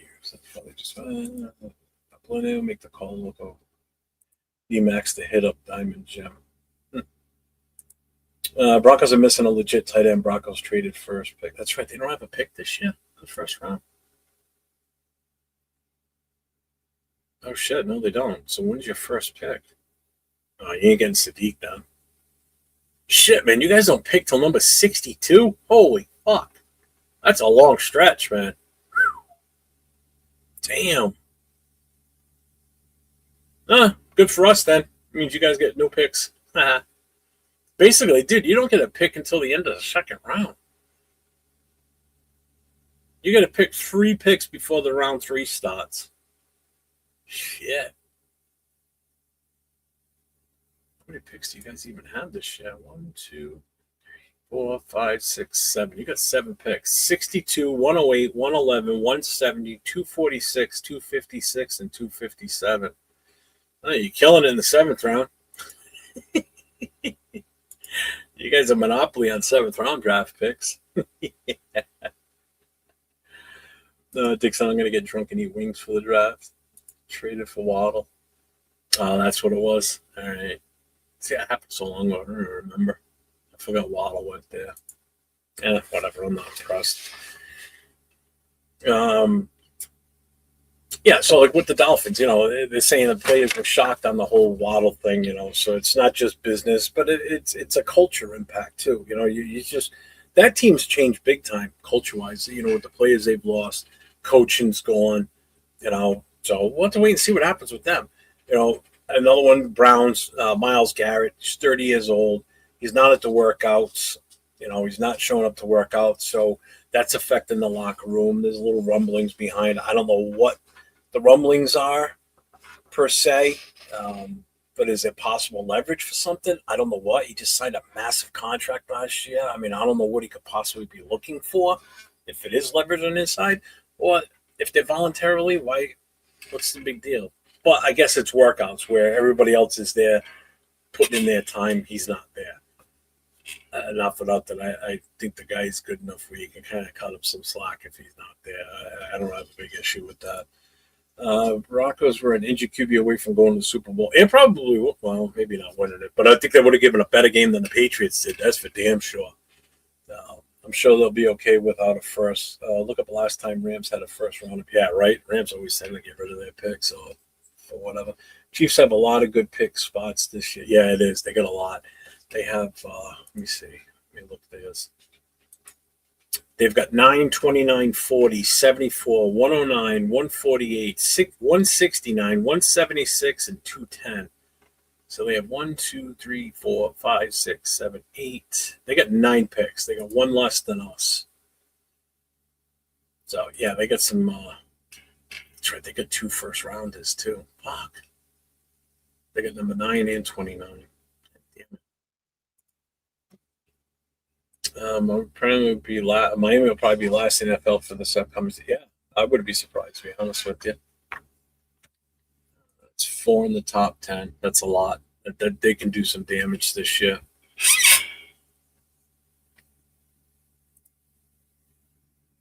No, that's right. And they got Kenneth Walker, too. That's right. God damn it. Forgot about the Kenneth Walker thing, too. You know what it is? It's been such a long off season so far. It's like you forget about some of the moves players make. I smell mock time. I would predict the Rams in the Super Bowl. Yeah, I wouldn't be surprised either. I think they got a good shot of it. But hey, the Raiders are ready to take over the West. Yeah, we just need that quarterback. That's all we need. We don't need anything else. Remember that. It's the savior. Oh, what was that? The angels singing down. Our savior is on his way. The Lions. They re-signed Avonte Maddox, cornerback, 20 years old. So they added more depth. And again, this is what good teams do. They add depth where they need it. We didn't add depth. What we added guys that are going to have an impact. What we did in free agency in Vegas is we brought in guys that are going to be able to up our game, basically, improve our defense. We've got 2 linebackers now that are going to come in here and change the shape of this organization on the defensive side. Then you add Quiddy Pay into that. Max going and then coming back, So we lost him. The defense changed while he was gone, comes back. It's a whole new defense, and he just fits right back into it. The only thing I think we need to add to that front is we need that definite nose tackle. If it could be swung somehow and this whole Dexter Lawrence thing is legit and he wants out and they're willing to trade him, I don't know. Do we throw a hat in the ring? Do we trade a second rounder and another pick next year, like someone already suggested earlier tonight in the chat? I like that idea. It was different. I think it was Next Effect said it before he had to leave. That's a possibility. Could we do it? What's the cap hit going to be? What's it going to cost us? Do we rework the contract if we were to do something like that? There's possibilities. I mean, you can do anything. It's just a matter of pulling a trigger and getting it done and move on with it. We'll see. See, defense will be unpredictable. I think so, too. Last year, you had, I think, some slower linebackers, maybe not, I wouldn't want to say unathletic, but they're night and day compared to the 2 guys we brought in. That's for damn sure. Yeah, and that's just it. You got 2 guys that played together in Georgia. Then they come in here together. So they're reunited to play side by side again. And again, these are guys that are familiar with each other. So they might know some of their tendencies. So, that is a huge help in itself. They played together long enough in Georgia where they know what one guy's going to do if such a type of situation happens. You don't even have to think about it, type of thing. You play alongside somebody long enough, you're going to pick up on what they do that you can help with, or where you need to help them, or they need to help you. 5, which player would worry you the most if the Chiefs drafted them? Reuben Bain, Jordan Tyson, or Sadiq? Sadiq, nah. Only because at first I was hyped on him because of what I saw at the combine, but then Nate kind of set me straight. He goes, he doesn't have good hands, and I watched some of it. I'm like, okay, all right, so he's not that great of a tight end. It's what it is? It's the scare of the physical specimen that he is, as far as his physique, his speed, his strength. You know, Tyson with Waddle, not Waddle, with Mahomes thrown to him. I mean, that's one of their major needs is their wide receiver. Yeah, I would have to say Jordan Tyson, to be honest with you. I think I'd be more worried about that receiver because right now our corners, I don't think we could. I think that he would kill us. I think he would kill us. I mean, if you think I'm wrong, let me know. But I think that would be. I think that would be a big. That would hurt. That would definitely hurt. Darren said nose tackle and safety. I definitely want the nose tackle. No pressure will leave our secondary hanging. Sadiqa Bean would be nasty work. Casey Lemon with Casey. That would be nasty too. Yeah, I did. It was so sexy. Bain Jr. would be a problem if that ketchup mustard mayonnaise team drafts him. Yeah, because if we don't get the offensive line fixed, yeah, Bain could definitely be a problem. But I have more confidence in the offensive line against a guy like Bain than just the ability of a wide receiver against our secondary. That's what I worry about. You know, I mean, because everybody's screaming that we need corners, we need safeties, and if we don't, I mean, the only thing that would change that is how well we are up front and how much pressure we get on Mahomes and just whoop his ass. Yeah, so see, I think that's why I think that he would probably be the biggest worry if KC grabbed him. That would absolutely suck. But whatever, it is what it is. If they take him, there's nothing we can do about it. That's for sure. Unless if we don't up our game with our secondary, then it won't matter. Who on our line could stop someone like Bain or Messidor? Well, it depends on where they put him, though, too. I mean, again, we have no idea what this line's going to look like. We really don't. We have no idea what the right side's going to look like. We don't know what side they're going to stick JPJ at. Right now on paper on the depth chart, he's on the right guard. So we don't know if they're going to keep him on the right. They're going to move him left. And, where's Grant going? Where's Glaze going? What's Caleb Rogers doing? Then you throw Buford into the mix of it. Meredith can go away. I know that's your guy, but 5 leg studs.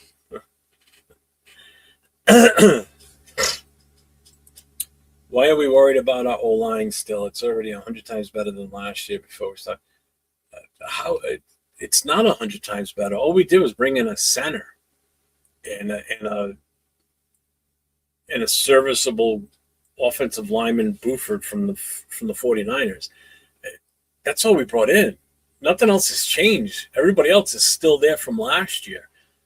The only thing that's going to make a difference this year is obviously Linderbaum, but is what the offensive line coach can do with these guys. That's where this comes down to with the line, is how well he can get them prepped and ready.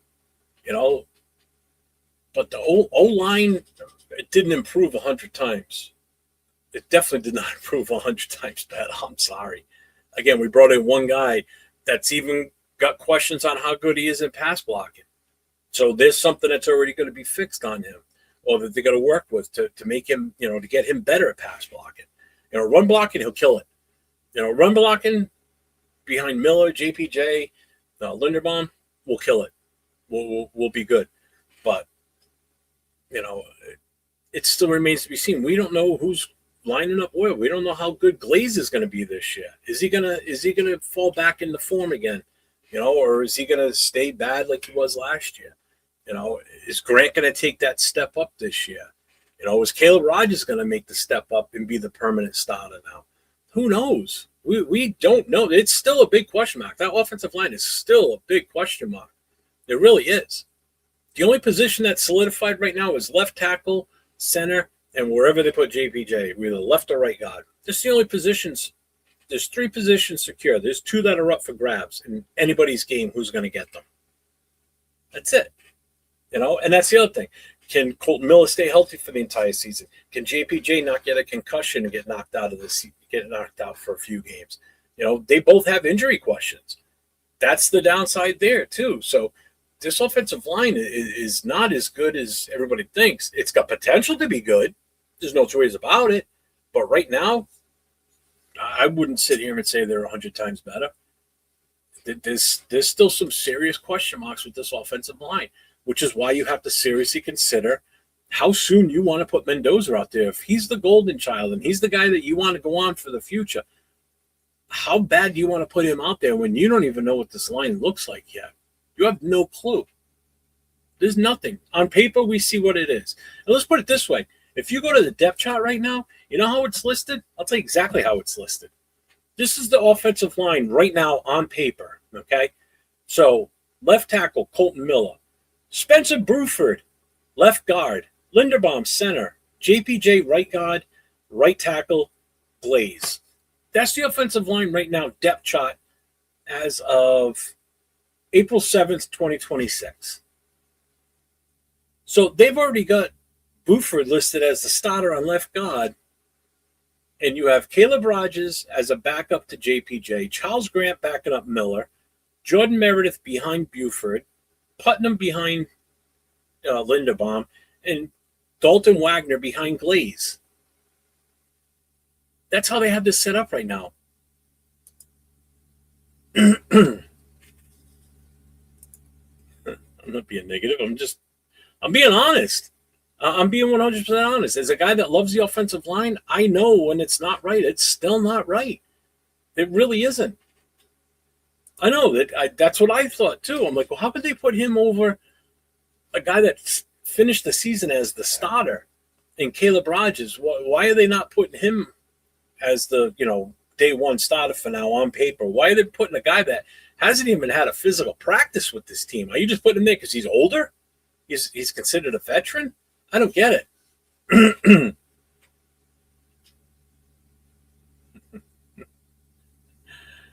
See, O-line and new DC is a huge gamble. Based on what you've seen on film from our O-line, how can people be like we're good? All they need was a coach. Forgot about the guy from the 49ers. Gino making wrong checks made O-line look bad.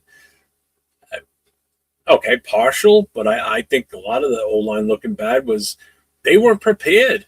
And a lot of it's not on the players, to the point where they had to go to Spy Tech, and he was going through film with them because their O-line coach wasn't doing it.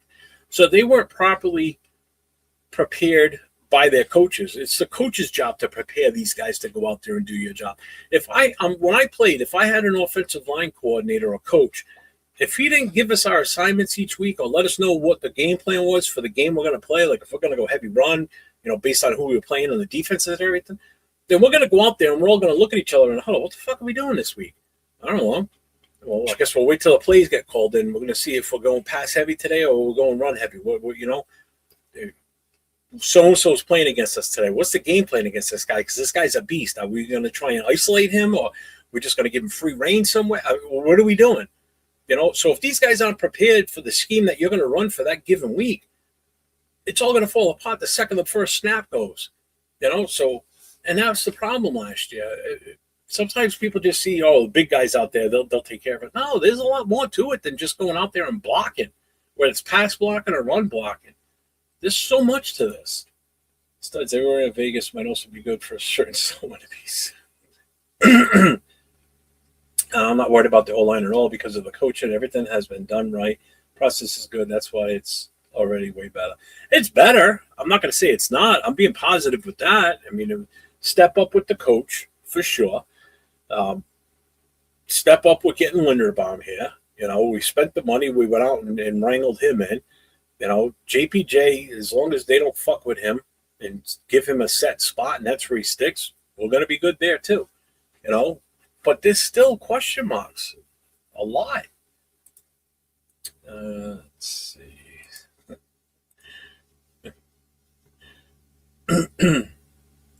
Let's see. About to unsubscribe. Jeffy didn't answer my question 10 times over. The disrespect. Oh, I'm sorry. 805.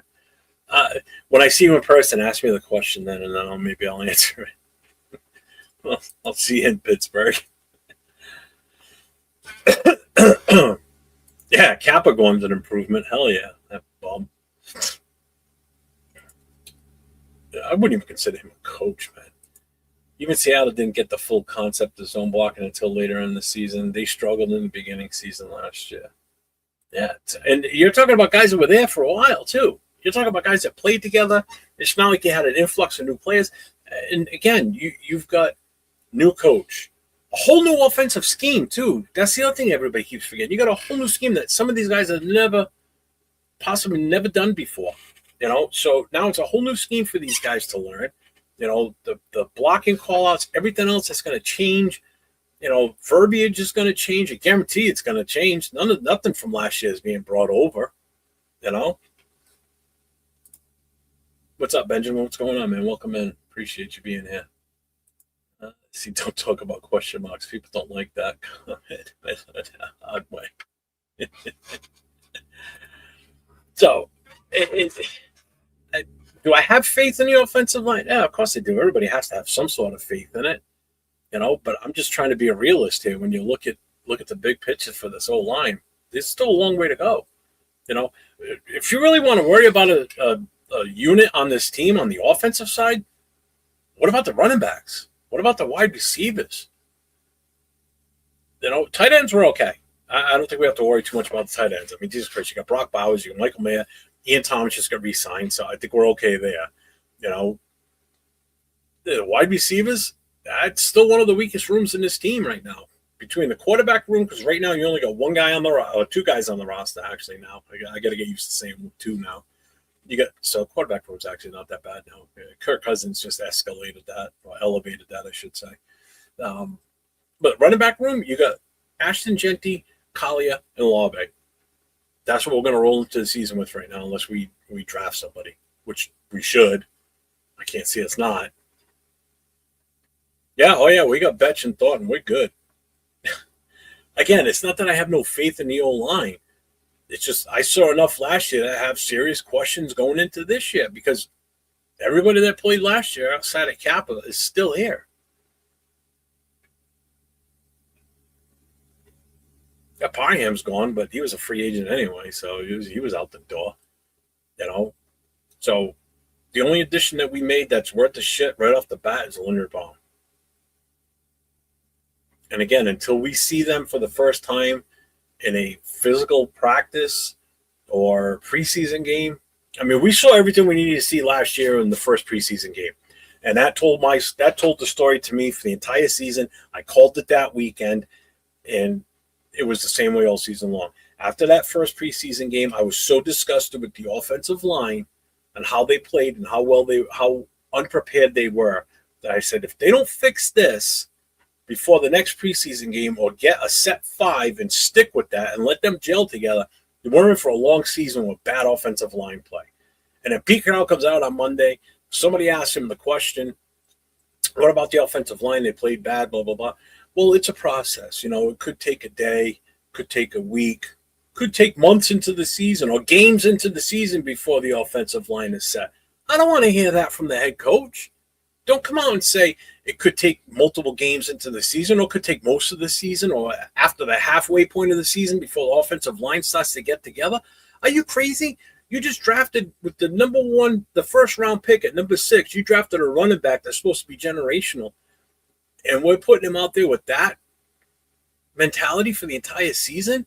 Are you shitting me?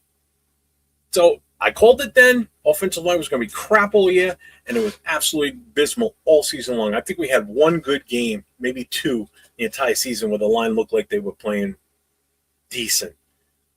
And other than that, the rest of the season was just dog shit. So I'm going with how we ended the season with the offensive line because we didn't really add a lot of pieces to this new puzzle with this new regime yet. What do we do in the draft? How many do we go heavy O-line? Do we not? What are we going to do? Are we hoping that Dennison can come in here and with the guys that are on this roster now for the O-line, he can fix them? I hope so, because if we don't pick somebody up in the draft, what we have on this roster right now is who we're going into the season with. Unless someone gets cut somewhere along the line during, training camp that we want to pick up that we think better than what we have right now, then what we have now is what we have for the season. So remember that. It's the exact same thing I said last year. I said, what we have on this roster at this point is what we're going to have for the season. There's no fix out there. So as of right now, it is what it is. Let's see. We have the back from Pittsburgh. What do we have from Pittsburgh? We didn't bring anybody in.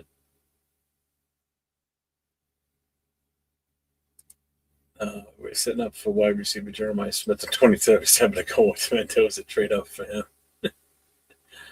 The fullback. Okay. Yeah, when you said running back, you threw me off. I always thought of him as a tight end when he was in Pittsburgh. He wasn't really a fullback there. I was listed as a fullback. Yeah, but again, that's a fullback. How often is he going to physically touch the ball? Who knows? I'm not saying that he can't. I mean, he's got hands. There's no two ways about it. He's not bad. Mendoza is a leader though, and has that dog in him. Otherwise, so what's Jeff? What was the O-line problem last year? The players or the coaching? And then when you answer that, what is the difference this year? It could have been a mix of both. You had rookies that didn't get a chance to start, and when they did play, they played pretty damn good. So, yeah, I'm going to go with coaching for last year. But, again, you're still going to look at what we had on the field. Those are the same players that we had last year that are carrying over to this year. JPJ was out for a chunk last year. Colt Miller was out for a chunk last year. So, again, you're going with what's on. You look on paper right now. You look it up, and the names, I just read them off. That's what's on the offensive line for this year right now. So, as of right now, I still have to base what they're going to be on what they did last year until they prove me different on the line in a game. Until you see it in a game situation, you can't say that they're going to be any better than they were last year right now as we're talking. You can't. You think they're going to be. You hope they're going to be. So do I. I think they're going to be better. I hope they're going to be better. But as of right now, I got to go with the last season's performance from those guys, and that's how I'm grading them going into this. As of right now, they got to fail until they prove otherwise. And the only time you're going to see it proven otherwise is in game time situations, whether it be preseason or into the season. That's the only time you're going to see it finally come to fruition that they improved. The coach helped them improve. Their ability helped because they got better at what they were doing. They learned the system. And again, that's the other thing. A whole new system, I figured it was a fullback like his dad. Yeah. Let's hope we can get the 2024 Glaze. Exactly. If we can get the 2024 Glaze and the 2024 JPJ, beautiful. Then that's a step in the right direction. Like I said last year, the whole offensive line took a, regress. How does a whole unit regress so bad? You can't blame the players at that point. It is the coaching. So, again, until we see it on the field, you don't know what you've got. You don't know how talented these guys really are compared to last year. Again, you hope they are. I sure as hell do. It sucks. The last thing I want to see is these guys go out and fail. These guys are too young. Glaze is young. JPJ is young. Linderbaum's, 1 year longer in the league than JPJ, maybe 2, I think. So it's a young offensive line. Colt Mills, the oldest guy there. Everybody else is young. Charles Grant, Caleb Rogers, these are all young guys. So you're talking about third-year starters coming into this season, with Glaze and JPJ. Then you're talking about the second-year guys now with Grant and Caleb Rogers. Linderbaum, a year or two longer in the NFL than JPJ. Colt Miller's old man out. Buford, I don't even know how long he's been in the league. What the hell is this? Stupid message. Let me see. Damn it. Let me see. What is he? He is. Why did it go to Jack Betch when I picked on his name? Buford. He is 25 years old. 25 years old. Was he drafted? Doesn't even look like he was drafted. Experience. I don't know. It doesn't tell me. It's not saying it. Oh, yeah, here it is. No, that was just when it was projected to go. Didn't give me when he was actually picked. But let's go to the 2025. He was on the IR twice in January, in September. Then he was finally activated in November last year. Then he became an unrestricted free agent in March this year. So he's been on the IR twice. Hasn't played many games at all. And he is still young, too. So, again, we don't even know what we've gotten him from game time situations. So I didn't put much faith in him. But yet now he's listed on the depth chart for the team as the starter right now. I don't get it. UG from the Notre Dame they had. Is it a great pickup? Yeah, because they can get him later too. But that's just it. Dalton Wagner, how long has he been here? And he still hasn't seen a start and roll. So how long are we gonna, how long are we keeping these guys? At this point, he's a depth. He's 27 years old. And here's the other thing. So he came to us in 2023, free agent. In August of 23, IR. Right after that, he was waived. Then he was put on the practice squad on, again, pretty much the same time, August of 24. Then we brought him back as a free agent. Then we waived him in August of 25, put him on the practice squad. Then we elevated him in January this year. And then we put him back on the practice squad in January of this year. And then we free agent. So, I mean, how many games has he even played? He's only got 2 years of actual NFL experience. That's what they got it listed here. So, again, he's 27 years old. Yeah, he's 6'8", 318 pounds. He's a beast. But, again, how long do you let these guys hang around for? Let's see. Joshua Miles. He's another offensive lineman we've got on the squad. 6'5", 318. He's 30 years old. Came from Cleveland. My God, you look at his list. Let's see. IR, activated, injured, waived, IR, practice squad, waived, practice squad, activated, practice squad, IR, free agent, practice squad. This guy's spent his entire career. He's played for Arizona, Atlanta, New York Giants, Chicago, Cleveland, and now us. He's a depth piece, if you want to even call him that. Then you look at some of the other offensive linemen we have. So we've got Putnam, Meredith, Antonio Maffi. Here's another one. 25 years old. He's played for New England, Indianapolis, and us. You look at his play history. Waived, practice squad, activated, practice squad, waived, free agent, practice squad, elevated, back to squad, elevated. He's been on and off the practice squad so many different times, So, again, how long do you let these guys hang around? Laki Tassi, I'm not even going to look at him. We already know about what his situation is. Who the fuck is this guy? When did we get him? Last year. See what I mean? Layden Robinson, 6'3", 311 pounds, offensive guard. Played for New England and us. Let's see. Patriots signed him in 24. Then they waived him an injury in 2025. Then he went on the IR. Then they waived him in October 25. Then we had him on the practice squad. Then we signed him as a free agent. So, I mean, you've got guys in this roster that are just hanging around. What type of depth do we really have? We've got guys that have spent most of their career on the practice squad that have no game experience. So when you look at the depth of our offensive line, how can you say that we're good? We're not good. Even at situations where these guys have to come in and play, if you expect them to come in and keep the same standard of what we have that's going to be the starters, and you want to put a rookie out there at the quarterback and you want him to be the future, you better hope that the offensive line the starters don't take any injuries, because if they do, these kids are going to get eaten alive.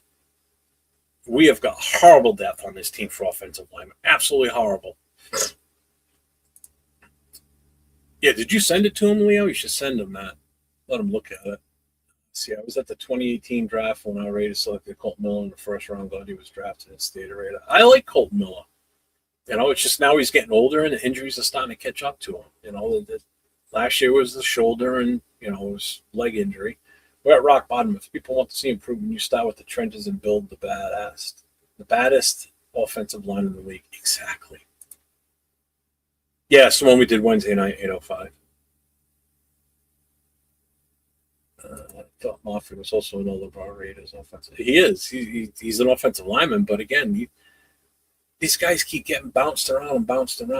Yeah, that's why I can pull up Lucky Cassi's, but there's not much to it really with him. He's number 4 in the depth chart. So he's 6'6", 373 pounds. He's listed as a no-god offensive lineman. But he's an international player, so he gets a free pass. He was waived in August last year. Then we put him back on the practice squad after we waived him. He cleared waivers. We put him back. And now he's back with us right now. So, again, he's a guy that's still learning how to play the game, basically. So that's why I didn't include him in this, because he kind of gets a special pass on that. What's up, Mrs. Calvin? Mrs. Calvin Hobbs. Welcome. Dublin Wagner is a massive. Yeah, he is. He's massive, but he's just been in the league this long, and we still in and on and off the practice squad, waived, brought back, waived again. I want Cousins to start, and I want us to draft a god in the second round. What's up, Silver Smoke? What's going on, my guy? If we don't address, when you look at it, and not just PFSN, for the mock drafts, you look at anybody that gives you a prediction for what the teams need and everything. They all say the same thing: QB and offensive guard or offensive line for us. It's not even wide receiver right now. Our line is not that good. We don't have depth. Like I said, if one of those main 5 go down, this team's screwed. You're gonna be forced to put in guys like Dalton Wagner, and hopefully that just because of his size, he can do that job. It's just Herman Munster. That's slow. So again, I'm not trying to be a Debbie Downer, but my God, you got to look at how bad this offensive line really is in a way. A coach is not going to solve this. You hope he can. Let's see. Did Wagner gain weight too fast? You guys see he can't move. Did he get big too fast without keeping the speed? Oh, I have no idea. No, I don't. Not yet. I'm working on it, but it'll be a little bit before I do that.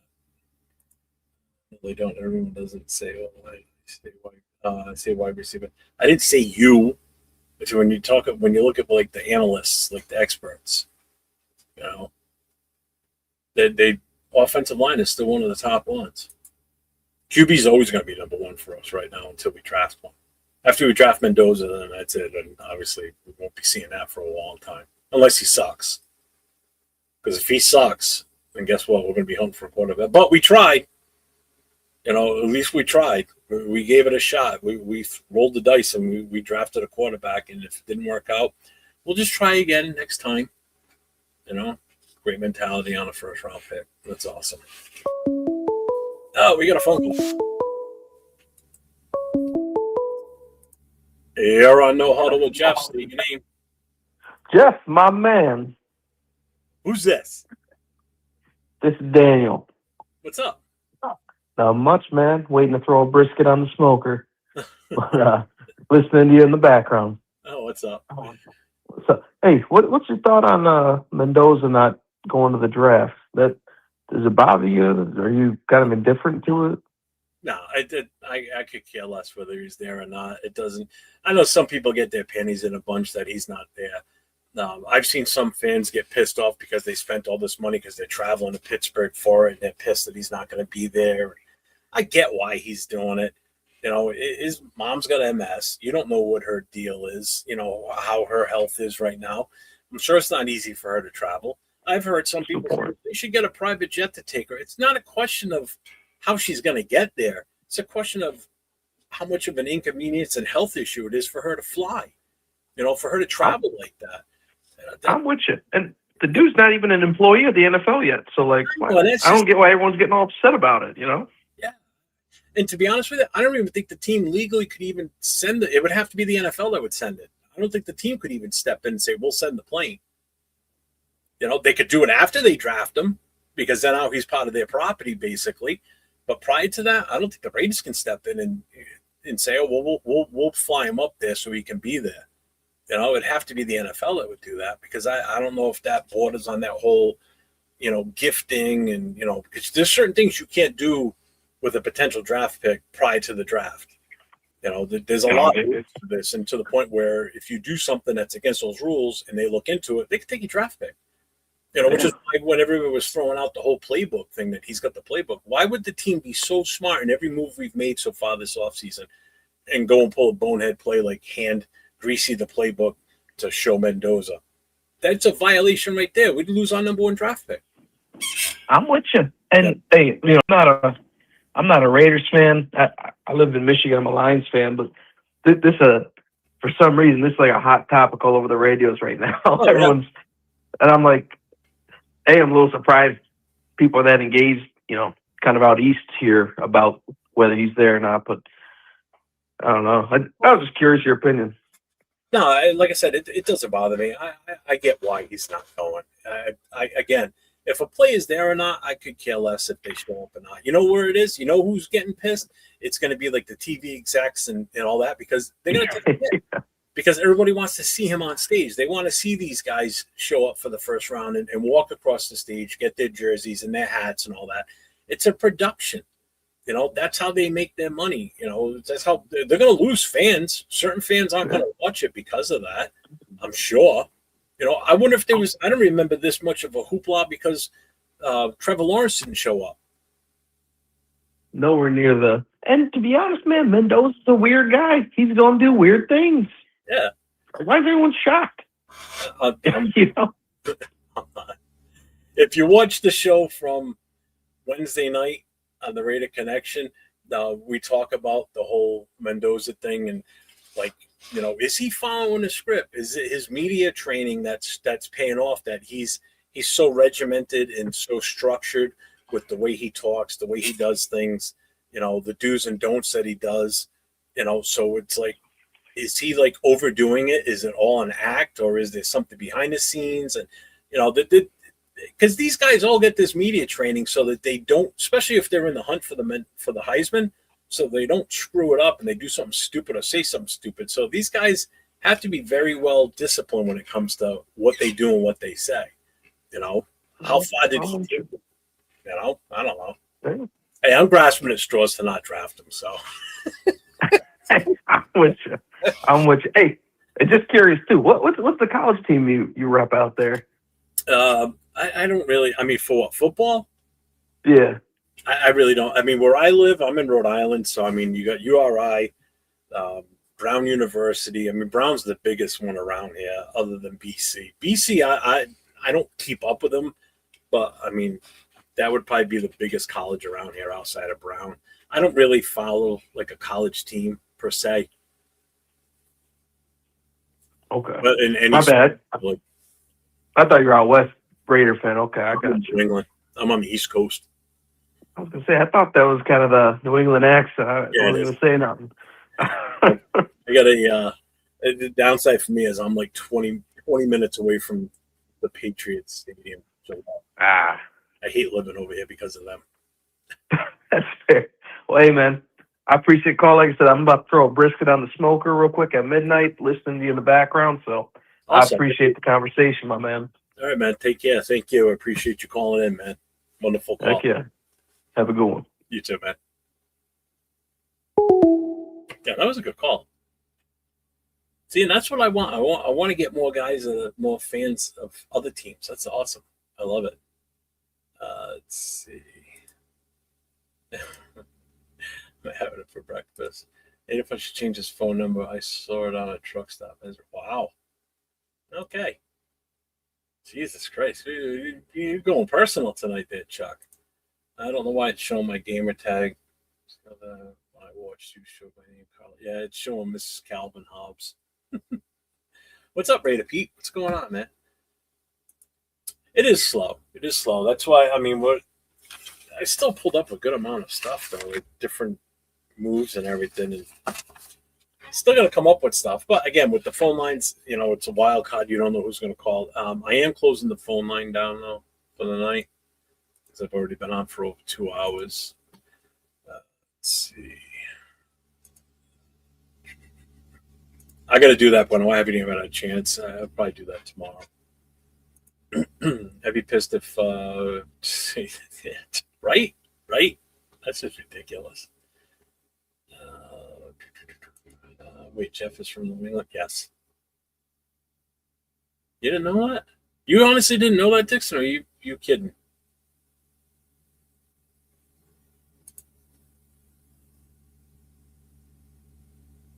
Yeah, right. I could go for some brisket right now. Damn. All right. Well, I am going to call it. So,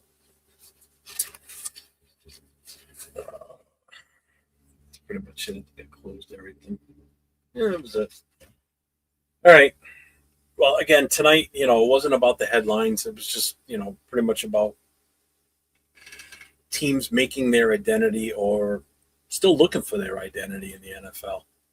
Some teams have upped their game. I think the one that made the biggest improvement outside of the Raiders, and it's still a little bit of a bias, Texans. They took that 5th-year option on C.J. Stroud and Williams. So, I mean, that's huge for them. They're 2 cornerstones on both sides of the ball. So that was a big move for them. That was a smart draft that year for them. They had a hell of a draft. Now, if they could just turn that into wins, man. Jeff looks bigger than the guy in the thumbnail. I'm better looking, though. Oh, there he is. Trying out a new homemade rub concoction. Nice. Dry rub or? Leo got catfish. Just like we did a couple years ago with Zeus. Oh, I'm sorry. Was I not supposed to say Zeus? Sorry, it's a man white. So, yeah, teams are they're showing everything you need to know about what they're doing and how they're building their teams going forward. How they're thinking, how some have direction, some don't have direction right now.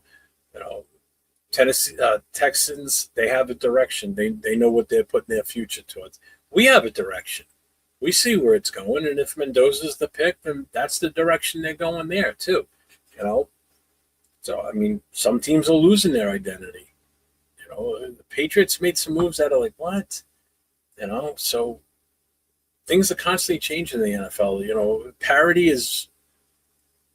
in the NFL is more visible now than ever before. The teams have, multiple first-round picks or multiple picks in the first few rounds, or they don't have any first-round picks.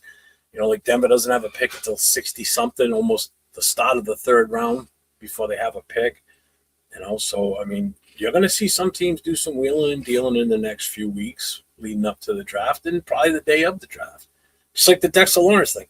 I don't think if he doesn't get moved before the draft, then I see something done on draft day for sure, where the Giants make a move and unload him and they go a different direction. The good thing is, I mean, they've got guys in this draft that they can replace him with if they trade him away.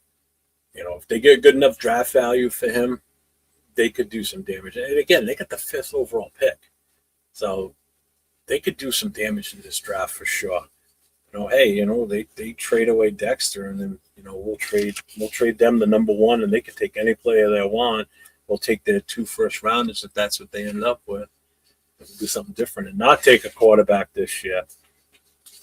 So again, this has been no huddle, no hype, no excuses, no timeouts, just football talk, NFL football talk. I'll see you guys all in the next one. I will be here next Friday night. After that, though, the night of the day 2 of the draft, I will not be on because I will be in Pittsburgh live at the draft.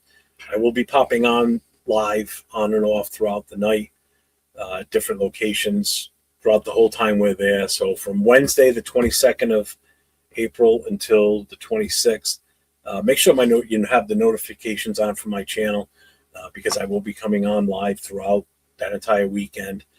whether at the draft or whatever sites we're going to see on Saturday.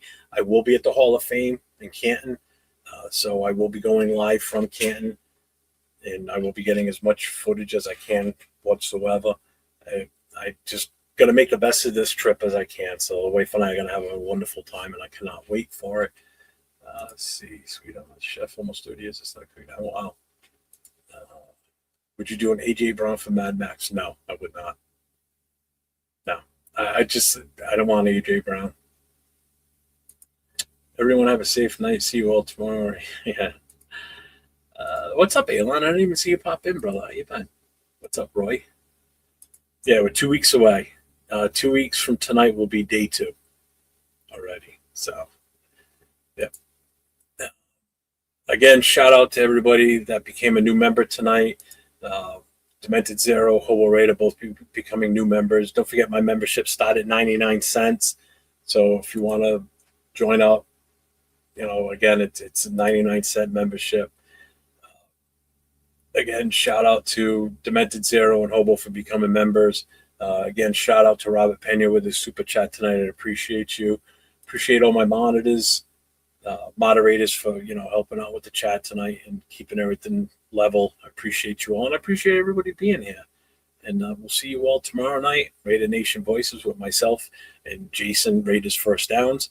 Another live call-in show with him and I, and we talk strictly Raiders tomorrow night. So see you all tomorrow night. Everybody stay safe. Go Raiders.